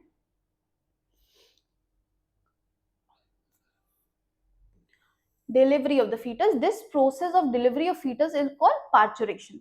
9 मंथ रखने के प्रोसेस को क्या कह रहे हैं बच्चों, जेस्टेशन कह रहे हैं, और डिलीवरी के प्रोसेस को क्या कह रहे हैं, पार्चुरेशन कह रहे हैं। पार्चुरेशन कैसे कैसे होता है, कॉम्प्लेक्स न्यूरोएंडोक्राइन मैकेनिज्म है ये। Signal for parturition generated by the fully developed fetus and the placenta which induce the uterine contraction called fetal ejection reflex। हमारा जब fetus fully develop हो जाता है तो हमारा placenta as well as fetus खुद भी, मतलब fetal के अगल बगल के एरियाज, they release oxytocin। ठीक है, मदर की पिट्यूटरी से large amount of oxytocin release हो रहा होता है, और वो ऑक्सीटोसिन क्या क्या इनिशिएट करता है, फीटल इजेक्शन रिफ्लेक्स इनिशिएट करता है। ऑक्सीटोसिन जो है यूटेराइन मसल्स के ऊपर एक्ट करता है और यूटेराइन कंट्रैक्शन, बहुत जोर से कंट्रैक्शंस हो रहे होते हैं, which turns stimulates further secretion of oxytocin. This कई बार डॉक्टर्स जब मदर की बॉडी कंट्रैक्ट नहीं कर पा रही होती, पुश नहीं कर पा रही होती, डॉक्टर इंजेक्शन में भी या फिर बॉडी में इतना ऑक्सीटोसिन नहीं बन पा रहा होता है तो डॉक्टर्स इंजेक्शन के थ्रू भी ऑक्सीटोसिन इंजेक्ट करते हैं, जिसकी वजह से स्ट्रॉन्गर कंट्रैक्शन होते हैं। This lead to the expulsion of the baby out of uterus through birth canal. अब बर्थ कनाल थी क्या मेरे बच्चों? Vagina plus cervical canal. इसके बाद से कई बार क्या होता है, infant is delivered and placenta is also expelled out of the uterus. Again यहाँ पे what do you think the doctors inject to induce delivery? Again same चीज, ऑक्सीटोसिन। इसी बीच में मैमरी ग्लैंड भी डेवलप हो रहा होता है प्रेगनेंसी के दौरान, और उसके बाद से फिर इस प्रोसेस और मिल्क प्रोड्यूस करना शुरू कर देता है, जिस प्रोसेस को हम क्या कहते हैं? लैक्टेशन कहते हैं। अब जैसे ही चाइल्ड बर्थ होता है उसके बाद से आपने भी अक्सर सुना होगा, टीवी में ऐड आता था पहले कि पहले आधे घंटे का दूध पिलाना बच्चे को बहुत जरूरी होता है, बिकॉज, और इसको हम क्या कहते हैं? फर्स्ट मिल्क कोलेस्ट्रम कहते हैं, जिसमें बहुत सारे एंटीबॉडीज होते हैं। हमारे चाइल्ड में बहुत सारे एंटीबॉडीज बहुत कम होते हैं, मतलब मुश्किल से कुछ होते हैं, कई केसेस में होते नहीं। तो ये जो मदर से जा रहा है ना एंटीबॉडीज, यही चाइल्ड का बेसिक इम्यून सिस्टम बनाते हैं। Breastfeeding during the initial period of infant growth is recommended by doctor for bringing up a healthy baby. और ऐसे खत्म होता है हमारा चैप्टर। अब आते हैं कुछ क्वेश्चंस देख लेते हैं। Describe the post-zygotic events leading to the implantation and placenta formation in humans. Mentioning two function of placenta. Post-zygotic event क्या होगा मेरे बच्चों? जरा ये बताना। नाम से आधी से ज्यादा चीजें समझ आ जाती है। पोस्ट जाइगोटिक का मतलब क्या हो रहा है? मतलब जाइगोट फॉर्मेशन के बाद के इवेंट्स। तो जाइगोट फॉर्मेशन के बाद के इवेंट्स क्या होते हैं? क्लीवेज होना शुरू होता है, जिसकी वजह से क्या होता है? 2 to 4, 4 to 8, 8 to 16, मतलब मॉरुला फॉर्म हो, जो कि यूटरस में जाता है और ब्लास्टोसिस्ट बनाता है। ब्लास्टोसिस्ट में डेवलप होता है। ब्लास्टोसिस्ट का जो outer layer, that is trophoblast, वो अटैचमेंट में हेल्प करता है एंडोमेट्रियम की वॉल से, जिस प्रोसेस को हम क्या कह रहे हैं? इम्प्लांटेशन। शाबाश। ट्रोपोब्लास्ट डिफरेंशिएट होता है साइटोट्रोपोब्लास्ट और साइटियोट्रोपोब्लास्ट में, जो कि बाद में यूटेराइन लाइनिंग को इन्वेड कर लेता है, प्रॉपर डेवलप हो जाता है। और ट्रोपोब्लास्ट कोरियन, जिसको जैसा कि मैंने बताया कोरियोनिक विलाई बनाता है, और जो कि मैटरनल टिश्यू के साथ डिक करके और प्लेसेंटा बनाती है। प्लेसेंटा का दो फंक्शन। दूसरा question, mention in two function of placenta, exchange of gases, nutrients, waste and mother, between mother and foetus. दूसरा कि ये एक एंडोक्राइन ग्लैंड की तरह भी काम करती है और एचसीजी, प्रोजेस्टेरॉन, ईस्ट्रोजन भी रिलीज करती है, और भी एंजाइम्स होते हैं जो रिलीज करती है ताकि प्रेगनेंसी मेंटेन रहे। नेक्स्ट क्वेश्चन है मेरे बच्चों, ध्यान से पढ़िएगा। Explain ovarian and uterine events during menstrual cycle under the influence of pituitary and ovarian hormone. Hormone की स्पेलिंग में ई की कमी है, लो लगा दिया मैंने ई। अब एफएसएच, पहले तो ओवेरियन एंड यूटेराइन हार्मोन्स देखते हैं। FSH from the pituitary stimulates follicular growth, follicle secretes oestrogen. FSH पहले क्या करेगा? एफएसएच से क्या बनेंगे मेरे बच्चों? फॉलिकल्स बनेंगे। फॉलिकल क्या सिक्रीट कर रहा है? ईस्ट्रोजन सिक्रीट कर रहा है। फॉलिकुलर मैच्योर होंगे, ईस्ट्रोजन क्या कर रहा है? एंडोमेट्रियम की वॉल को बिल्ड कर रहा है।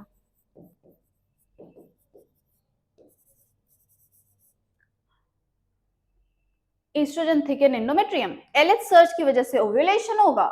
एलएच फॉर्म्स कॉर्पस ल्यूटियम, जैसा कि मैंने बताया। एलएच से क्या बनेगा? वैसे ही एलएच से बनेगा कॉर्पस ल्यूटियम, सीएल लिख दिया है, समझ जाना। और सीएल से क्या बनेगा हमारा? प्रोजेस्टेरॉन।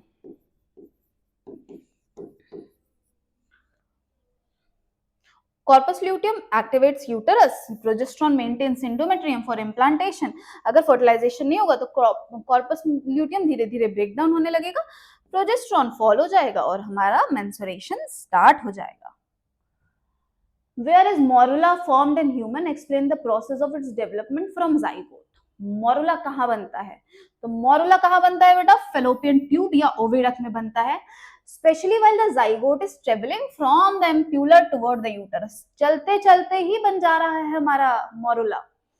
तो after fertilisation in the ampulla zygote undergo cleavage, जैसा कि मैंने बताया, जहां पे माइटोटिक डिविजन्स होते हैं और ये 2 सेल से 4 सेल, 4 से 8 में डिवाइड होने लगता है, जिसकी वजह से धीरे धीरे साइज बढ़ता है। जोना पेलुसिडा अभी भी प्रेजेंट है, क्योंकि अगर नहीं रहेगी तो क्या हो जाएगा बेटा? हमारे फेलोपियन ट्यूब में इम्प्लांटेशन हो जाएगा और इसको हम क्या कहते हैं? एक्टोपिक प्रेगनेंसी कहते हैं।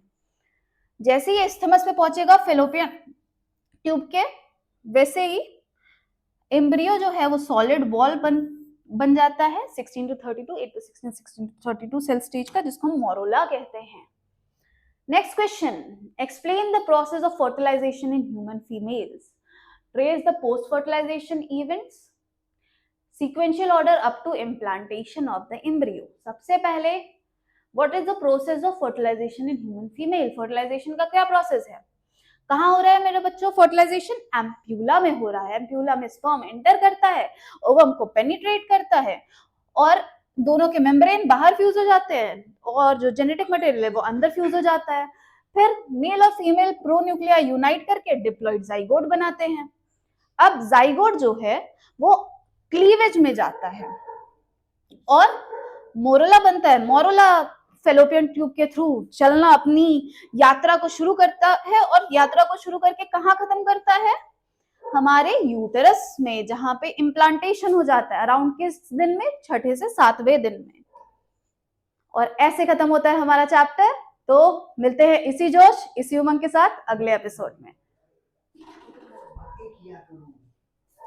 2 मिनट बातें करो कि चैप्टर इसलिए इम्पोर्टेंट है, बोर्ड्स में ये आएगा, इससे 2 मिनट एक एग्जामिनेशनल किसी बच्चे को तुमको ज्ञान दे रहे हैं तो दो, हम तो कहेंगे रुकिए। हाँ तो ऐसे खत्म 3 2 1 गो। तो ऐसे खत्म होता है हमारा चैप्टर। उम्मीद करती हूँ आपको समझ आया होगा, क्योंकि बेटा मुझे तो बहुत अच्छे से समझ आया था। इंटरेस्ट आता है इसी चैप्टर में ना, तो समझ तो आएगा ही। ऑब्वियसली डॉक्टर बनना है तो इंटरेस्ट आएगा। तुम लोगों का दिमाग जाता है सिर्फ उल्टी जगह। बाकी अभी ये बोर्ड के हिसाब से भी बहुत इंपॉर्टेंट चैप्टर है। आप देखेंगे अगर इसकी मार्किंग स्कीम देखेंगे तो शुरू के जो 5 चैप्टर है ना बेटा, ये आपको पास कराने के लिए काफी है। तो अगर आपने कुछ नहीं पढ़ा है, सिर्फ ये जो 5 चैप्टर है ये पढ़ लो बहुत अच्छे से, मुझे लगता है पासिंग मार्क्स तो आराम से ला दो। चलो ठीक है, मिलते हैं इसी जोश इसी उमंग के साथ अगले एपिसोड।